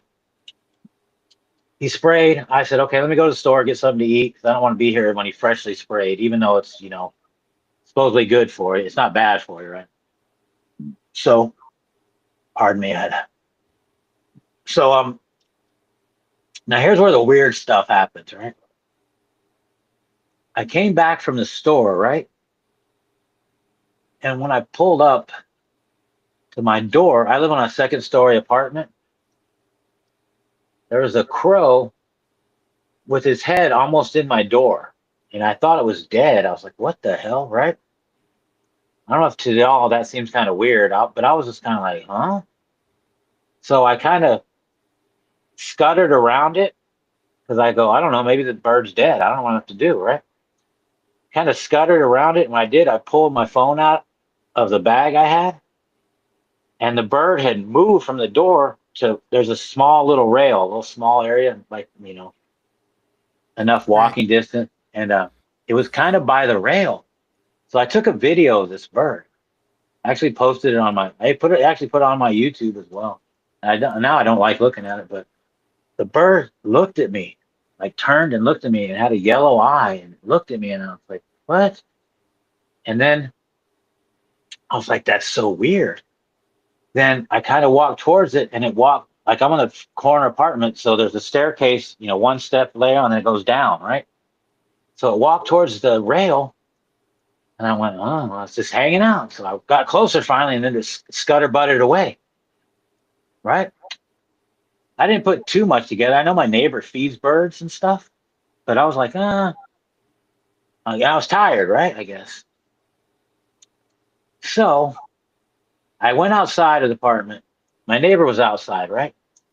And she goes, oh, there was a dead bird. There was a dead bird by the trash can, right? And I go, oh, that's crazy because there was a bird at my door. Anyway, I showed her the video, right? As soon as I showed her the video, I could feel all this energy. She goes, oh, no, that's a devil bird. And I go, holy hell, man. I go, do you feel all this energy? And I was trying to, I had to come and cleanse my apartment, right? I was like, oh, man, what is going on here, right? So I call my friends. Eventually, I get in touch with my friend's mother, right? About the guy who tried to commit suicide. Finally, I realized that there was somebody putting a death black magic curse on the boy, right? So now I realize, okay, here's where I screwed myself up, right? So basically, I interceded, and then I guess I had enough opening where it could latch on to or get into me, right? Because I was driving, I wasn't prepared, right? So since that happened, I tried to do another cleanse, several different cleanses. Basically, I just keep cleansing my apartment right now, and I had noticed that I guess there was a porthole open because I'm getting activity, right? Besides maybe something attached to me. So I'm still working on this course of intercession, but I guess I pissed them off enough that I'm still getting activity. And then now my friend's son and them, they're perfectly fine. But here I'm still battling with what's kind of going on right now. That's probably why I don't know if you're getting any glitches or anything right now. No, you're good. No, no, Okay. everything's great right now. Okay. Yeah. So, so that's kind of where I'm at. I talked to a friend of mine who I had to reach out to different people. She's sensitive, and she's like, "Oh yeah, you basically interceded, and basically from him to you, right?" So just kind of working on that right now. I have a little activity, but like I said, it is what it is. I mean, um, people. Eventually, I might even just do another episode here at my whole apartment. You know, Right. at Yeah, that this is a point, lot to deal kind with. Um, of I crazy. do have a couple of questions, I guess, at least one, because I'm curious about this. Uh, because I've always, based on everything I've read and heard, I've always felt like Hollywood and movies and stuff like that, TV shows, they made it seem like everything, all paranormal was all evil. All Hmm. it's not just spirits of people. It's everything is that. I'm sure you've heard at this point. I don't mean this in any kind of negative way toward anyone, but that phrase that everything is demons. Aliens are demons now. Everything is demons, and I've always had experiences and known other people that had experiences where it didn't seem to fit that. So I'm just curious, as far as what you've experienced with research and then with investigations, because it seems like you have a lot of activity that's always been going on around you and places you've been to. I'm just curious Yeah. though, is that the majority or is that the minority, or where do you stand on that? And to each their own. I'm not saying that I'm right or I'm wrong or anything like that. Just curious about your perspective on, is everything really that way like you see on TV, or is it not? Yes, exactly. What you're asking, it pertains to back when I was expressing the thing that there's different spirits, right? Mm-hmm. It's not all demonic. No, not at all. You can't say I now. There's also the thing too. I'm sure you see because getting the paranormal, people are this, people are that, right? Like we're talking about a medium might have what they call familiar spirit, right? A witch might send a demon. They might send another like a witch, right? A person can be a witch, right? When they Right. die, they can still be a witch. They might not go to the light, right? Um, I had to learn too, like, and when okay, I'll give a weird coincidence story as well. When I started Sure. learning to that I had to cross. Remember, I told you that spirit popped in here. That was a human. That was a guy. People die. They die suddenly. Um, I try. That's kind of what I'm trying to delve into in the series. Like it's not all. Yeah, we want to capture evidence, but it's not all about that. It's about stories or understanding to give your perspective. Like right. Um, Yes. my friend's son, he was like 11 or something, right? He was the mom would always call me out to do cleansings, and he would tell me, like different spirits I can move, and their mom and dad, because my friend, director John, he would live with his parents, and they were Jehovah Witnesses, right? Um, obviously we know the lore of the Jehovah Witnesses, right? To Mm-hmm. me, yes, A little bit. Yeah. it's a false religion. I think also they are when they're handing you those pamphlets, they're handing you spirit energy, the spirit of the Jehovah, right? So there was Right. a lot of spirits. And what my friend would do, John, what he would do is he would get the pendulum, right? And he would use a pendulum and he'd get it to speak. He goes, clear the property, and it would spin and it'd push everything here. They weren't per se demonic. They were just like my friend's son one day, he goes, look, all these spirits around, they're like the living dead, right? They at that point they didn't want to cross over, they didn't want to do, they just wanted to like linger around, right? So I'll give you the precept of crossing certain spirits over, right?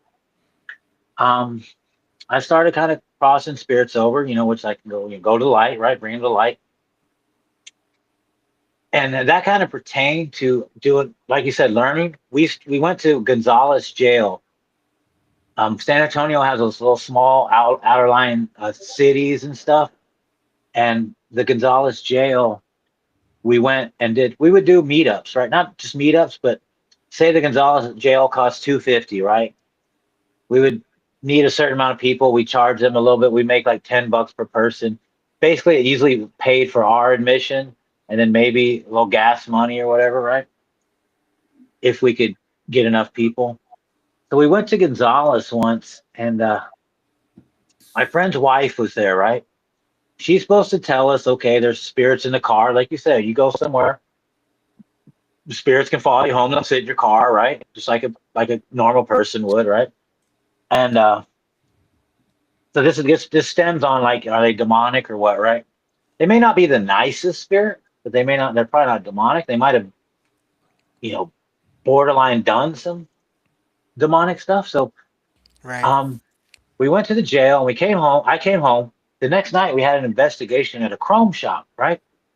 I came home, I had to go to work, went to work, came home, and then we went to the chrome shop.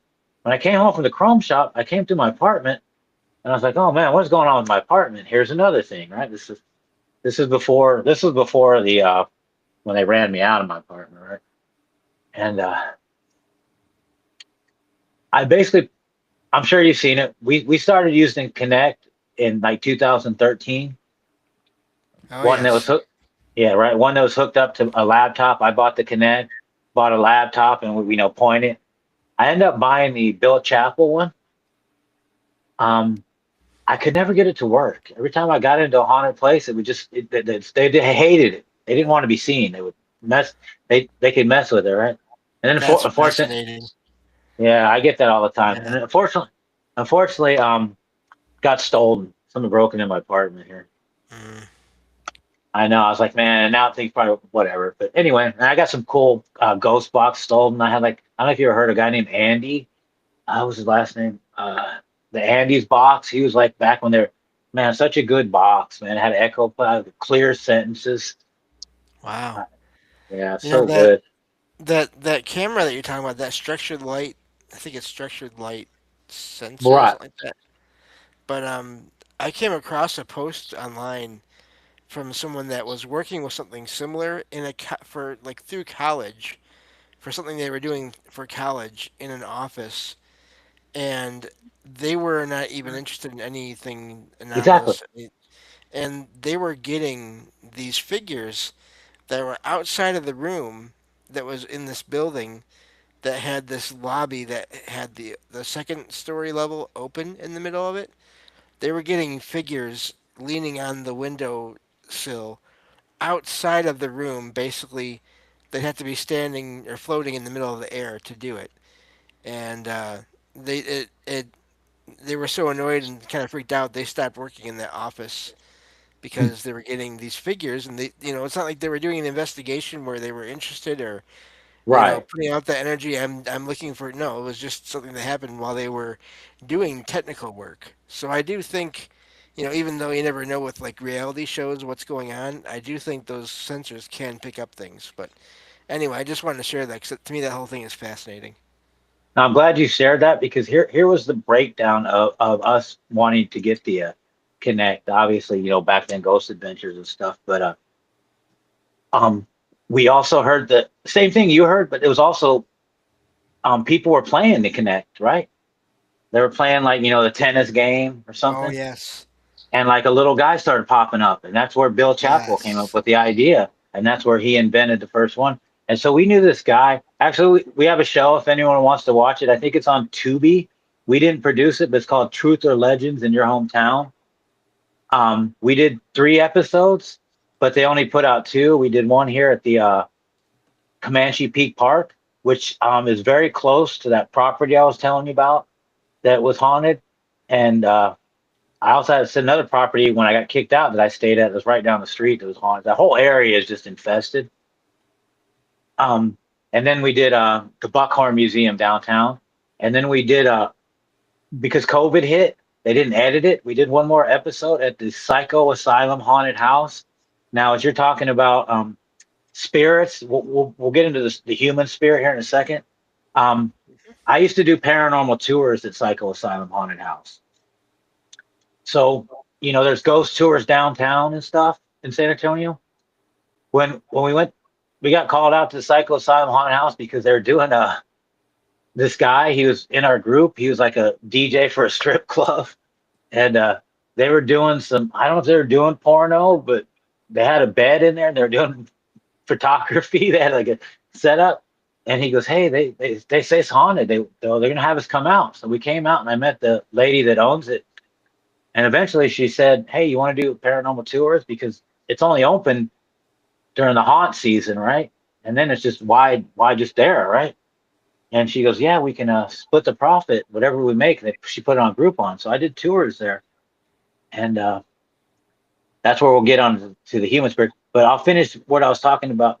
But anyway, yeah, that's we try and true use the Connect. Right now I have a handheld Connect. So if anyone watches that crazy episode on Kick, I couldn't even get my Connect to turn on in that apartment. I had to call my healer girl, and I finally I had her on FaceTime. I put her by the Connect. I go, come on. It finally popped on. And she was saying, they don't want it on. They don't want to be seen. I go, oh, yeah, I don't want him here. So it's like, I don't want him here now, be gone, whatever, squirrelish, whatever. I'm going to pray over my property. Can't hear a minute. But I think I should be good. I have enough. It's just because basically when it's myself alone trying to cleanse my own place, and I have one guy supposedly that I play in a band with that might come help me tomorrow. If not, I'm gonna pick some girl up, but she's kind of like not helping because I don't know. Last night she told me the devil was cool, and I'm like, girl, the devil's not cool, right? So that's just my dilemma, right? It makes for good, interesting television as well. Not bad. So anyway, I started crossing spirits over because I started noticing it. Okay. When I came back that night, I had come back from the jail, and I'm like, God, what's in my apartment? Like it was just like, ooh, right? I put the Connect on, and things are lingering around here, and then they're on my bed, they're crawling on me, and I can't cleanse them, right?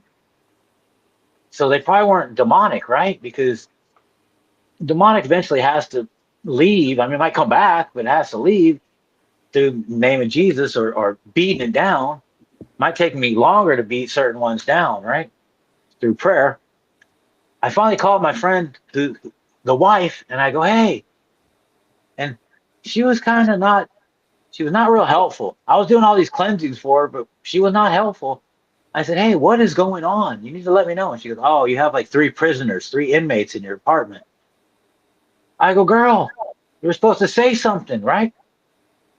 What they did is he had a pickup, they rode in the back of the pickup. So Yeah. when I came, they came here. Maybe I could have crossed him over. I don't know. My friend came over with his pendulum, right? And he did the pendulum, and he goes, get out of here. And he goes, poof. They all left. Oh, that little pendulum worked. Oh, makes sense. Okay. That's what my friend did, right? Later on, I was crossing spirits over. So we'll pertain to where now, I don't have, lots of people want paranormal. They want evidence. Like I'm telling stories that it'd be crazy. You can believe me, you can't, Or if you want to come hang out with me right now, someone wants to fly to San Antonio and see if my apartment's on, that'd be cool. I don't care. Right? Anyway, right? Might as well, right? Anyway, long story short, crossing spirits over. So one day I had my friend's son was helping me. I crossed a few spirits over, and I came home, and a friend of mine had died years ago in like 90 something of a drug overdose, right? And I thought, but when I did it, I asked the Holy Spirit, I go, hey, and my friend's name was Max. I go, would Max want to cross over? Because now I can cross spirits over, right? So Holy Spirit said yes. And I said, okay, well, I want to know for a fact it's him. So as I was crossing him over, I was able to communicate with him real quick, right? And the first thing he said, he just said, tell everybody I'm sorry, right? And then he goes, thanks, Martinez, right? I've been living in San Antonio since like 2000, right? And I never went by the name Martinez. People didn't even know my last name. They didn't even think I was Hispanic, right? Because they find out you're Hispanic, then they get mad because you don't speak Spanish, right? Oh yeah. Right. So, long story short, I was like, wow, huh? So I reached out to my friend who they know me before I did the work. So they believe. I don't go tell them every crazy story, but they live in Dallas anyway. But I said, hey, I think I ran across Max. I think I crossed him over. And the guy was like, wow. And he didn't like disbelieve me, but I go, I don't really know because when I crossed him over, he said, thanks, Martinez. And he goes, oh, well, don't you remember? Nobody had a first name. And I go, oh, yeah, because we called him Claunch. His last name was Max Claunch, right? I go, oh, wow. Okay, so that was him, right? So he was just earthbound. So there's tons of earthbound spirits. So I will carry on to the Psycho Asylum tour, right? So there's I call some portholes, I just call them vortexes, right? Yeah. Because they're very strong, they're very powerful. So when I do the tour, I would bring people in it, and sometimes I'd let spirits come over that need to cross, right? They can cross and they can hang out, right? And sometimes they would hang around me, right? And I would cross them, and people could feel it and get the energy. So I thought, okay, so that's what um I would do sometimes, and maybe sometimes I would have normal human spirits around me, right? And they would protect me. Maybe when I was doing the intercession, I probably didn't even matter if I had a human around me, right? Because I don't really know sometimes. I kind of give an unwritten law, right? Like if I go into a haunted place, if spirits want to cross, they can just latch onto me. I'll eventually cross them over, right? But if a demonic entity there, it's supposed to leave me alone. But obviously, when you intercession, you open yourself up a little bit. But there's certain areas, I believe in California, I believe there's so many normal spirits like humans, like what my assistant told me is like sometimes the good came in, which is the normal spirit, to leave out the bad, right? I don't know if you ever heard. I might be the first one that said that. I don't know if you heard anything like that, but it's not all demonic, right? Right. Yeah. I was telling Ricky earlier, I I don't cover a lot of the negative experiences in what I do because there's already so many shows that do cover that subject, very well. Obviously, like with the work that you do and everything too. And then there's other shows that just like to sensationalize it, and I don't, so I feel like for me, the important thing of what I do is covering the neutral to positive ones because that stuff doesn't get as much play out there. And I was telling Ricky I've been very lucky that I've only had a handful of Hmm. negative experiences, but I'm aware of that, and I just, I always try to keep up positive energy around me and what I'm doing, and because that's all I can think of to do on my own. So, but yeah, I thank you for answering that question because I've heard so often when that kind of idea is thrown out there, people get mad and they say no, it's all negative, it's all evil, and I'm just like, well, hang on, yeah, you know, Yeah, really okay, but so thank you for yeah, addressing and that. I was curious. I'll just put one little conclusion on my half because I had one guy, a friend of mine, right, who got overtly religious, And sometimes you get overtly religious. You can't even go to a concert. You can't do this. You think you're doing something wrong, right? But then in his church, they're doing, bad fornication I'm not here to judge them because only God can judge you, right? But he knew that I crossed spirits over, right? One day I was with him and he tried to tell me, he goes, no, he goes, I don't like that you do that. I go, why? Because I asked the Holy Spirit, right? I asked God, I'm not just doing it because I want to do it, right? And he basically accused me of being a witch. Mm. And I said, I put a lot of work into this. I don't think I'm a witch. I mean, you have to help people. And people can be stuck. A lot of the mediums will always say, like my friends, like, are you stuck? And maybe they are, because I think the light, and this is something we don't know. Once you pass on, the light, maybe it closes and they're just stuck there, or they want to stay on Earth because they have unfinished business. And then once they get there, there's a block, like the demonic entities cover everything, I think, right? Because at that point, you see what people don't really normally see around them, right? Right. And I do think so much of what happens after, after you pass can be based on your the culture and religious systems that you may have been brought up in, so that it's in your own mind you're thinking, well, this is how things are supposed to, they have to be because I was taught all these things. And so then, I do wonder if people sort of that forms whatever their afterlife experience is as well in many cases. Yeah, it's very true because, like you said, and especially the sudden death, you're stuck there. You might be this and that, or like say I would have, like I always say this because I'm a very good guitar player.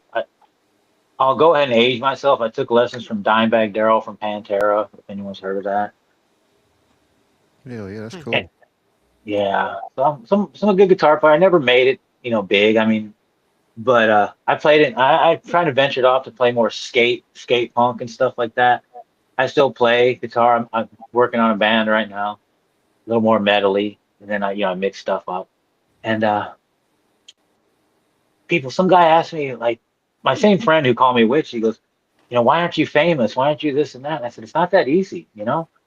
It's just like you could say, oh, I do. Um, we met this one guy.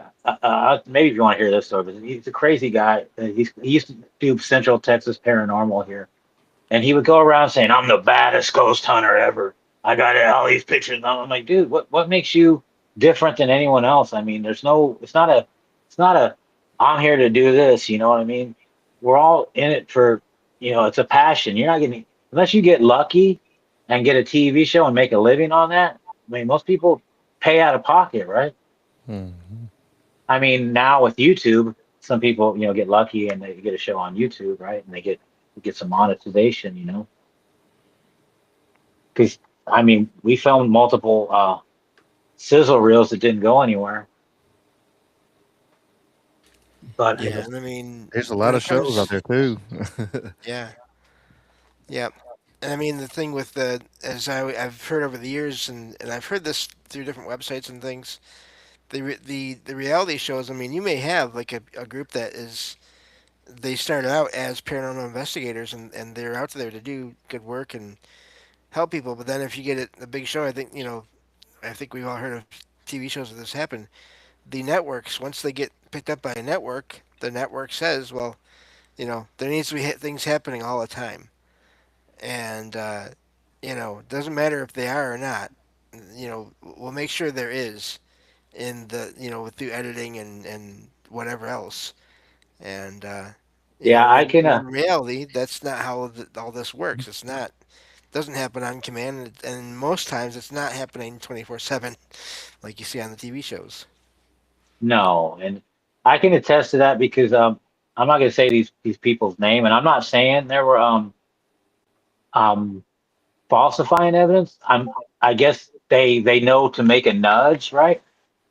They hired me because there was some people from, maybe I think they were from Korea, and they were filming like some, maybe I think it was Korea or Japan, one of them, but I think it was Korea. They were filming like a That's Incredible type thing with these people, and they needed a reverend, right? So they hired me, they paid me, and I went and met him because the people, people overseas believe a lot more, right? So they didn't want to go into it without, some kind of reverend around, right? And we went to this hospital, and they weren't really, just like anything, when you're doing a show, you need spirits to cooperate with you. And they might just be laughing at you, right? And I heard one guy come down. He was not one of the guys featured, but he was with them. He said, "Oh, do we need to start doing this and that?" And I said, "Oh, really? So they are doing that." And I'm sure these guys are going to say that they never said that or did that, right? But, and I don't know, maybe it was their people, but it was the same thing, right? And basically, I told them, I said, "Well, I'm a little more of a spirit magnet. I'll go upstairs with you and see if something happened." And then they got a little bit of activity. And then when we were filming the sizzle reel that I said, which was at the Botanica, they came back and were filming another sequence, and they want us to hunt the chupacabra, right? So they tell you, go out here, and then they were shaking trees and stuff, So yeah, reality shows, you know. Yeah. I mean, it's TV. I mean, you have to. No reality show is fully, Now I know ghosts and stuff. They do go into highly haunted places, and I'm sure they have attachments because they're just. I don't even know who they use to do cleansings for them or what. And obviously, we all heard what happened to Aaron's wife recently, which is crazy. See, I don't follow them, so I hadn't heard much. But yeah, if Yeah, I if think they're his doing wife. that, Yeah, his wife reached out to a serial killer or a guy that killed a bunch of people, and then tried to put a hit on Aaron with a serial killer. oh, I, okay, yeah, I did hear about that. Yeah, it's I think that's pretty much now, like you're saying, is that's probably had a little bit of demonic entities around there. right. yeah, because they play with some stuff. They say some stuff. And they do go in some places, and you know, and they ask for it. They're like, "Hey, come on me, or attack me, or do this to me," and it's like, y'all Yeah, you get don't know what you what ask you're for. asking for. And kind of like like I'm saying, it's like okay, I went and did intercession prayer. I kind of asked for it a little bit. We'll play a little game of cat and mouse for a while. Eventually you're gonna have to leave, right?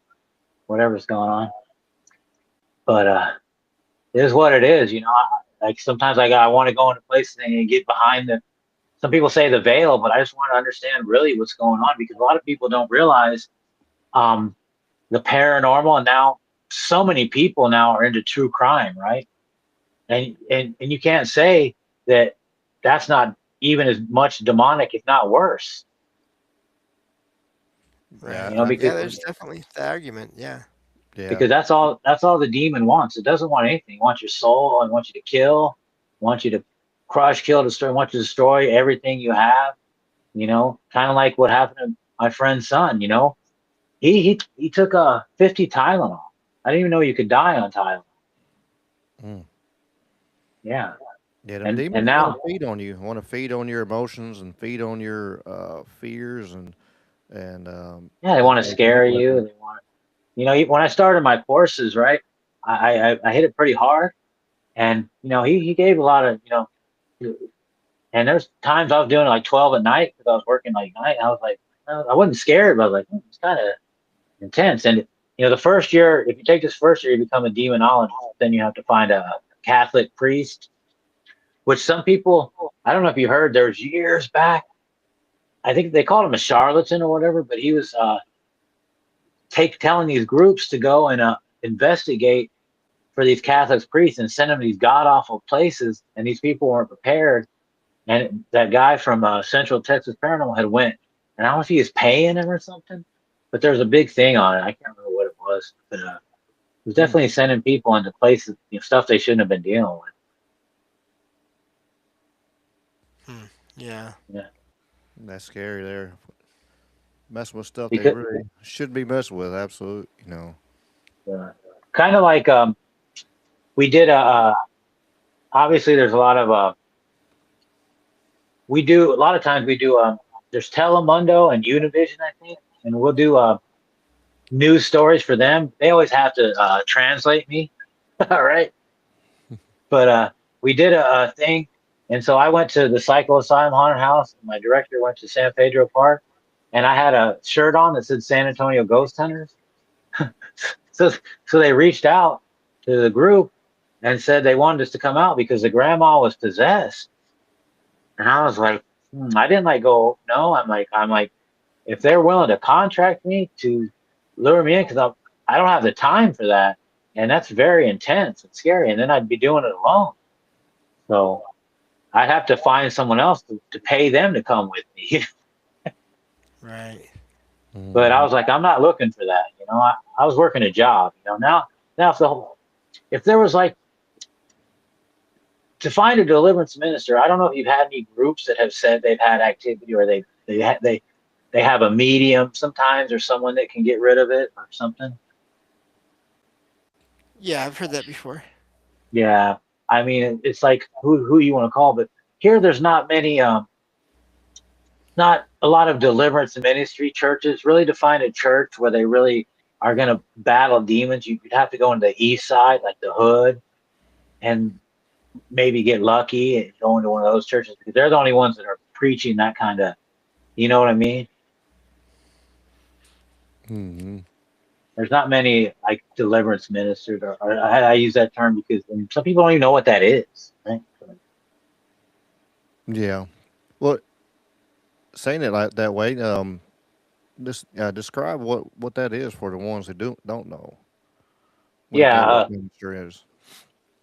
yeah. A deliverance minister is basically someone that delivers you from spiritual warfare or demons. We preach bringing deliverance to you. That's why I use that term. Sometimes I've even said I'm kind of like an exorcist, right? But it's a two-edged sword too, right? Because say I someone reaches out to me, right? They have a house with spirits. They want to get delivered, right? But they have to kind of work. They have to do it themselves too, right? I mean, I could remove the spirits, but they can come right back, just like kind of maybe what I'm dealing with, right? You have to ground yourself into your faith or whatever you want to do. I'm not telling somebody they have to become born again, but when I'm helping you, I'm using God's power, God's prayer, right? So basically, there's one of the main guys I followed too was a guy named Derek Prince who was from England. Back in the day, a lot of deliverance ministers would do revival type stuff, right? They do healing. Sometimes they can do healing. They cast out basically the same thing is to cast out demons, and or my teaching too dwelled into a lot of Catholicism as well. Do you know why the Catholic Church is the only one that does exorcisms? Basically, back in the day, I mean, it's a story. I'm sure people could find it if they look it up, but I know I'd seen, but there was a Catholic priest and a regular Protestant uh, priest or whatever, reverend, whatever they in different names, and they were doing a exorcism, they call it or whatever. And at the end of the thing, they asked the demonic, they go, "Who do you want to come back?" And it said, "Oh, I want the Catholic guy, right?" So the Protestant or whatever, he was like, "Okay, we'll let y'all handle this. We don't do this, right?"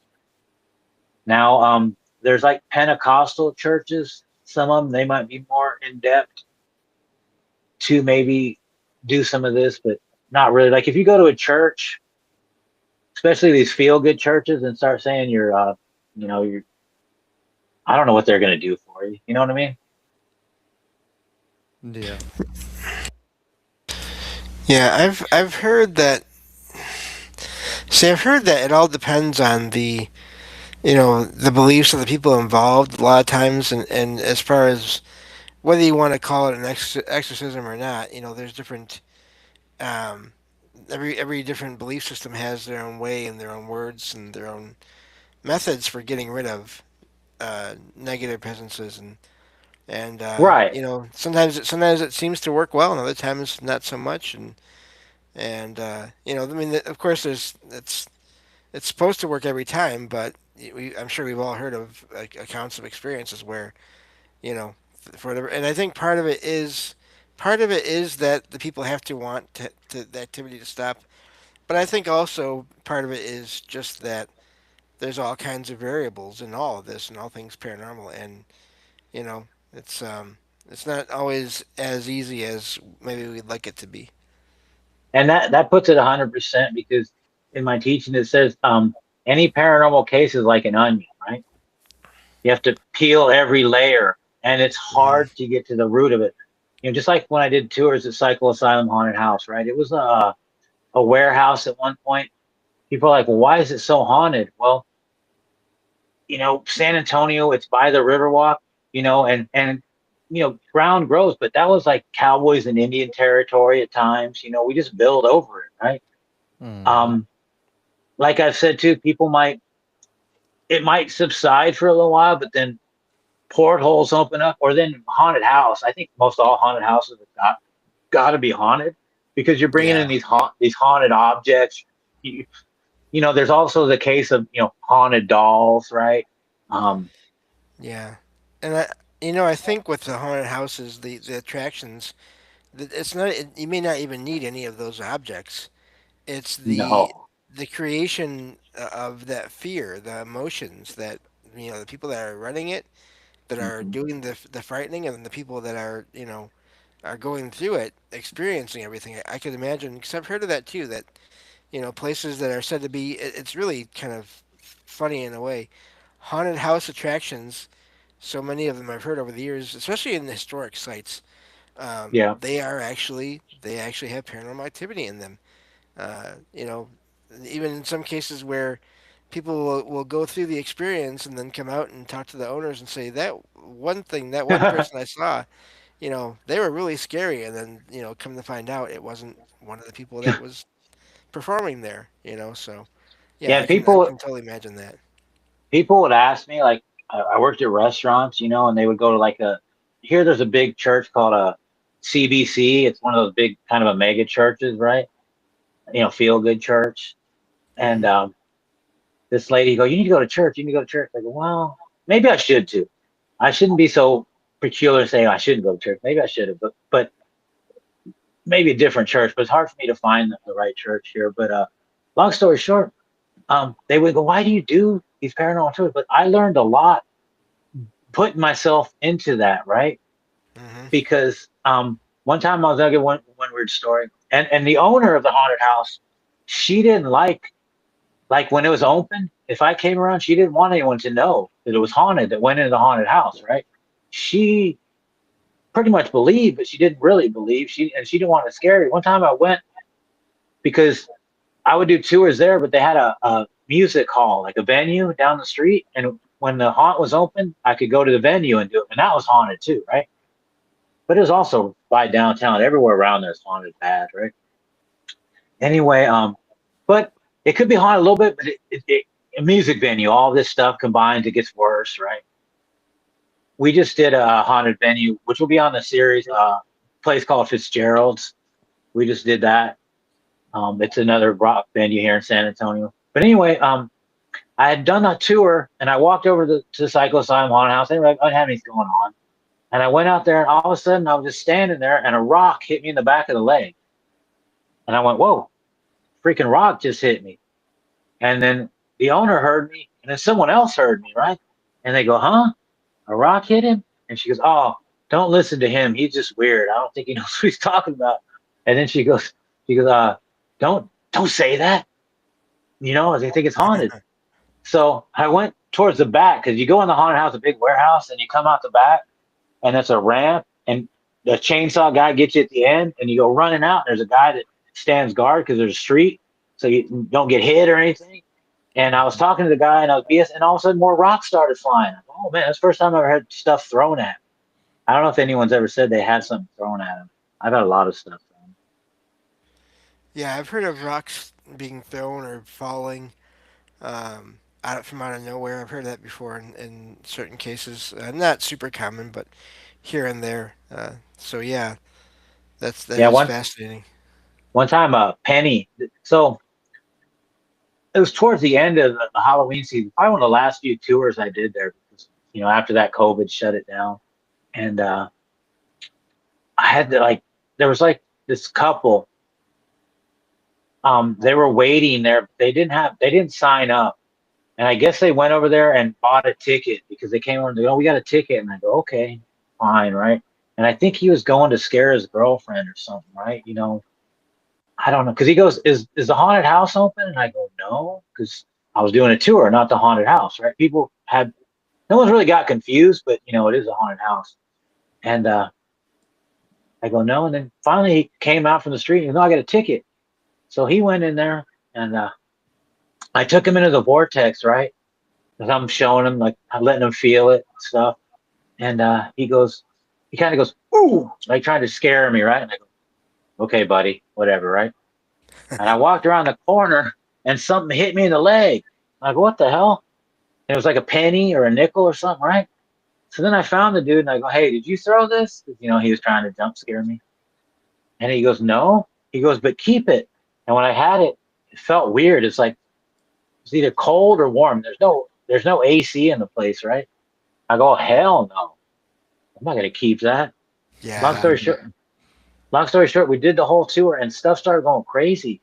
Stuff was getting thrown, a water bottle, like one of these water bottles, it kind of, and I go, "Oh, where'd that come from?"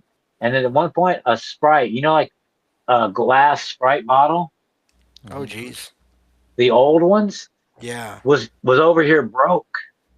And I went, "Oh, hell no."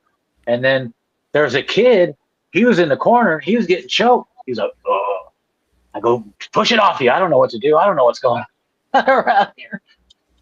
I'm laughing, but it was crazy, right? And then Wow. finally, the guy with his girlfriend, like, he goes, "Okay, let's go." There's still like 15 minutes left. He goes, "Okay, let's go ahead, man. It's fine. I'm ready to go, right?"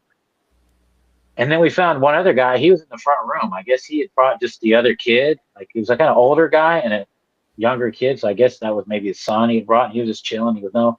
He goes, "I think that guy was throwing stuff." And I go, "No, that's not the first time I've had that happen in there." Like one time, there were some drunk people, and obviously since I'm not really nice to bad spirits, and this girl was yelling at him, and then she goes, I go, she goes, "They were throwing like ears, like little plastic ears and stuff. It's crazy." Wow.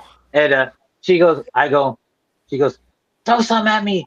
She was, I try not to cuss, right? She was cussing like a maniac, and I was laughing. I said, "You know, I don't try not to cuss, but I think, you know, if you don't do it to harm something, cuss words are kind of funny, right? Life's funny, right? You can't be all stiff shirted, right? You got to Right. enjoy life." And Yeah. she was cussing it out. And she goes, "If you freaking throw that thing at me, I'm gonna have to leave and right." And all of a sudden, something went flying, and I go, "Do you see that?" And she goes, "Yeah." I go, "I thought you said you were leaving." She goes, "Well, I said if you throw it at me, it didn't hit me." I was like, "Oh." Wow. I'll give you one good story. Is, you know, I know it's getting towards the end, but I did a tour and I give them the spiel, right? When they come in, I give them the spiel. I ask them if they want to do lights on or lights off, right? And these people were from New York. They were prison guards, right? And they were talking about the activity they have in New York and the prisons and stuff, right? And we were walking in a room, and it's like a exorcist room. And as soon as we walk in, you hear a right, and I go, "Oh man, did y'all hear that?" And they go, "Yeah." I go, "No one's here, right?" Because I'm trying to, you know, be a good tour guide, I guess. There's activity, right? Like you said, sometimes you go, nothing can happen. Oh, activity, right? Oh, wow. So I go into there's a place called the kitchen, and all the workers hated the kitchen. Like, it was creepy, right? And you'd sit in the kitchen, and then people would walk on the outside, and you jump scare them from the kitchen, right? So we went in the kitchen. I don't have y'all ever heard of the Echo Box? Yes. Yeah, Mhm. I know the guy that I told you I got that Andy's box stolen from me. So Yeah. the guy gave me the Echo box, and it's very works very well with me. I may get tons of spirits fighting, but I get pretty good sentences, and I try to correlate them. So I put the Echo box on, and I said, "Can you say hello?" And it goes, "Hello," and then it goes, "Get out," right? And I don't know if they heard that, but the girl goes, I go, "Yes." She goes, I'm gonna get out." I go, "Oh, so you heard that?" She goes, "Yeah, we're done." I did like the quickest 15-minute tour I did. So But it was a good one. It was good. Oh, kind of like Mattel, whatever's. I think y'all helped me a little bit too talking about this because whatever's here is just ready. It's kind of pissed. It's like, what can I keep doing? This guy doesn't care. All right. Yeah, I I'm might as glad well you just. came on and told these things. I love to have you come back and talk some more. Really, Yeah, I'm down. If you want, what I can do too is I can bring my assistant because she's unique. She's a new healer. And then remember I told you about the Botanica Yes. where my friend said something was bad on me. So I went and did a. So he said something bad on me. So I went and had him cleanse it because obviously it came from there, right? This was 2013. Just recently, we went over there and did a little investigation. But when I went over there, they removed what was on me, but they didn't get to the core. I was like, and I don't really condone the witchcraft, but I mean, they're good people. I mean, it is what it is, right? Mm-hmm. They just do it a little differently, right? Yeah. Yep. But they did it. I go here. It retorts, right? And then they told me, said, yeah, you got to be careful what you do. And I'm like, yes, it is what it is, right? But the girl that's the healer that I have, she's trying to get into that, so she has some good stories too. Maybe if you want to, we can bring her on as well. Yeah, it'd be great. Yeah. And then by then hopefully we'll have some episodes coming out by then. Yeah. You can promote those for sure, and talk about them, and yeah. Yeah, you get that calendar, or I can send it to you again if you need me to, and that Yeah, way, yeah, yeah. Yeah, send it to and me that again. way you just find you a good day that you like to, and And come maybe back. I can ask John from San Antonio Ghost Hunters to come on too. You Yes. know, That'd be great. what's funny about him is he would I told you his younger son who's now grown, and he has other sons, right? And sometimes they would come out and they go, Dad, if you weren't my dad, I wouldn't believe any of these cockamamie stories you're telling. And he's the evidence guy, so maybe we could have him come on and he could show his evidence. I'd be like, I don't want to look at that. But right now I'm like, whatever evidence. I might as well start producing paranormal shows out of my apartment for a little bit. I mean, might as well, right? Yeah, if you had the opportunity, I mean, people always want to like say, I want to live in a haunted house. Well, come on. When the first time I had the issues, I was working at a restaurant downtown called the Original Mexican Restaurant, which we actually investigated as well. I don't know if you know the history of San Antonio, but the Alamo and all that whole area goes down. There's tunnels. I think most big towns have tunnels down there, right? And Yeah. we investigated the original, and then I did a cleansing kind of with the one lady, the sensitive lady. And then I came back one day, and the manager goes, "No, we still have some activity." And I go, "Really?" He goes, "Yeah, come down here." And he takes me down to a grease trap. I go, "Oh, what? You didn't show me this place?" Oh my God, yeah. wow. Yeah, I can only imagine how haunted San Antonio is, and even just with the Alamo and just like that, but also just so many, It's battles. a dark, it's a dark city too. Like he was saying too, like there's good and there's bad. I think San Antonio has a little aspect where the dark kind of weeds out the good a little bit, or the deceased that are like kind of lost and confused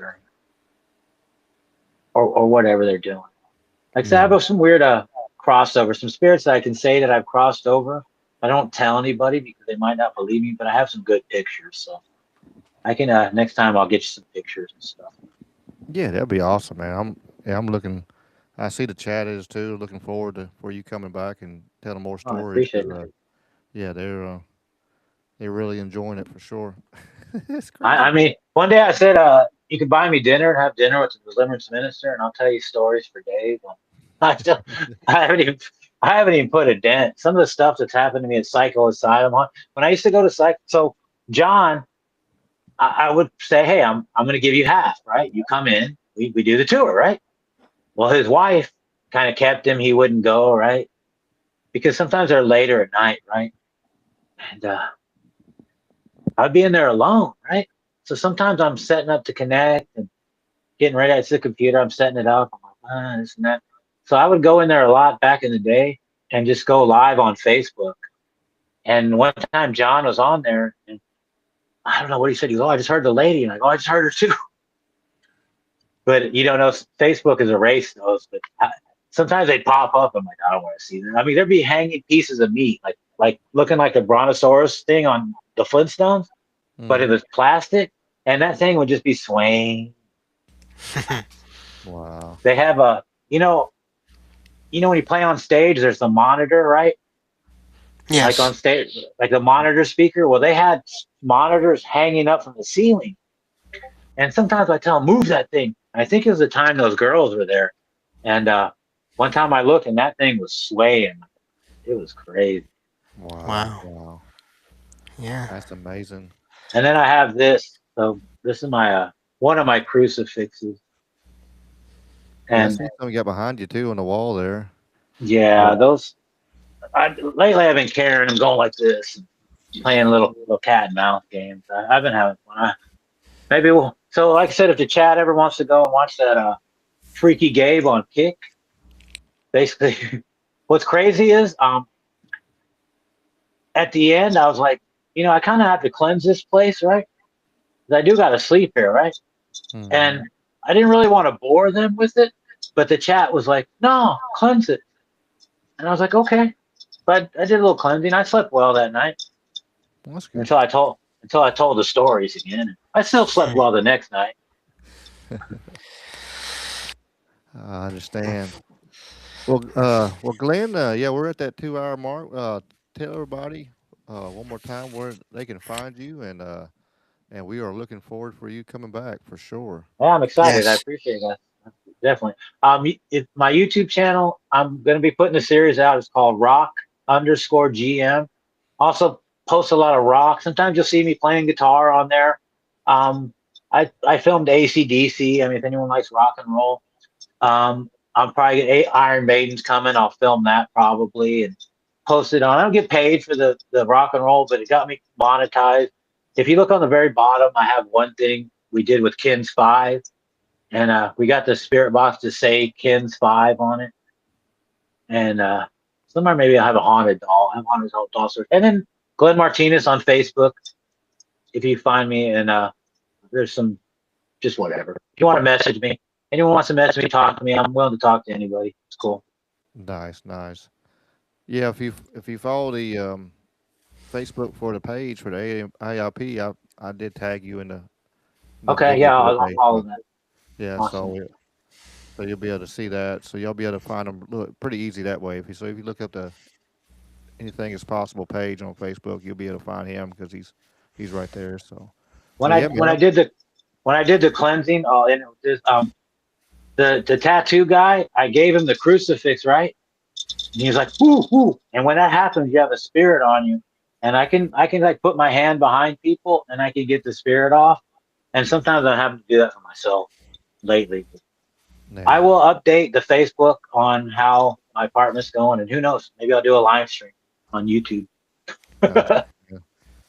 Okay. That's good. Yeah, thank you. All right. Thank y'all.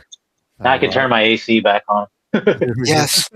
Yeah, sorry about that from earlier, but Hey, I filmed a short episode the other day in the restaurant. They had to do the same thing. So it is what it is. No, man, appreciate you, especially with the heat it is. Appreciate But y'all. it's heating time, but yeah, thank you. And like I said, looking forward to you coming back soon. And I know it's gonna be another great one for sure. Appreciate y'all. God bless, man. Y'all have a great night. Yes, sir. You too. All right, bye-bye.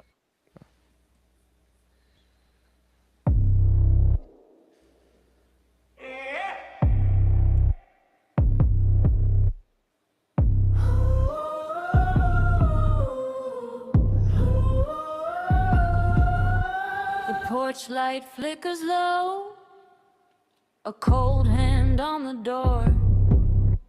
Your name is in the walls, I've heard it there before. Paper signs in the yard, bent sideways in the rain. The mirror keeps my face, but not the same.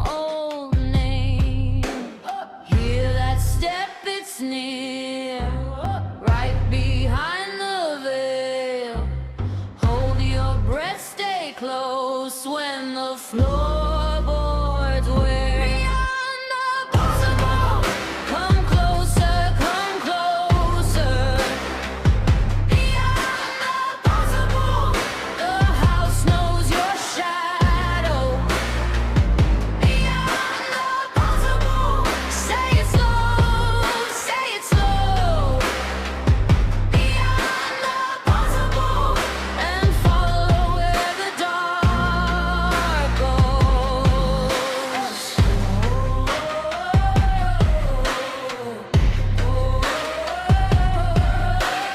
Jack-o'-lantern grin, burned into the stone.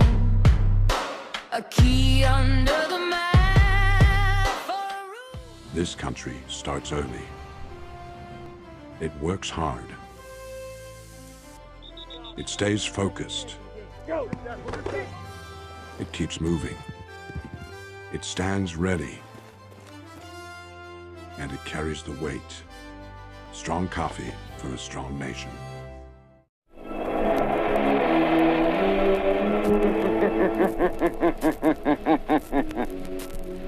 Who knows what evil lurks in the hearts of men?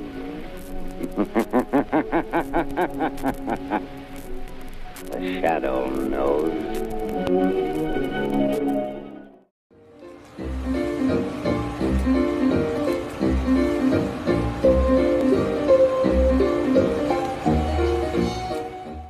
Are you troubled by strange noises in the middle of the night? Do you experience feelings of dread in your basement or attic? Have you or any of your family ever seen a spook, specter, or ghost?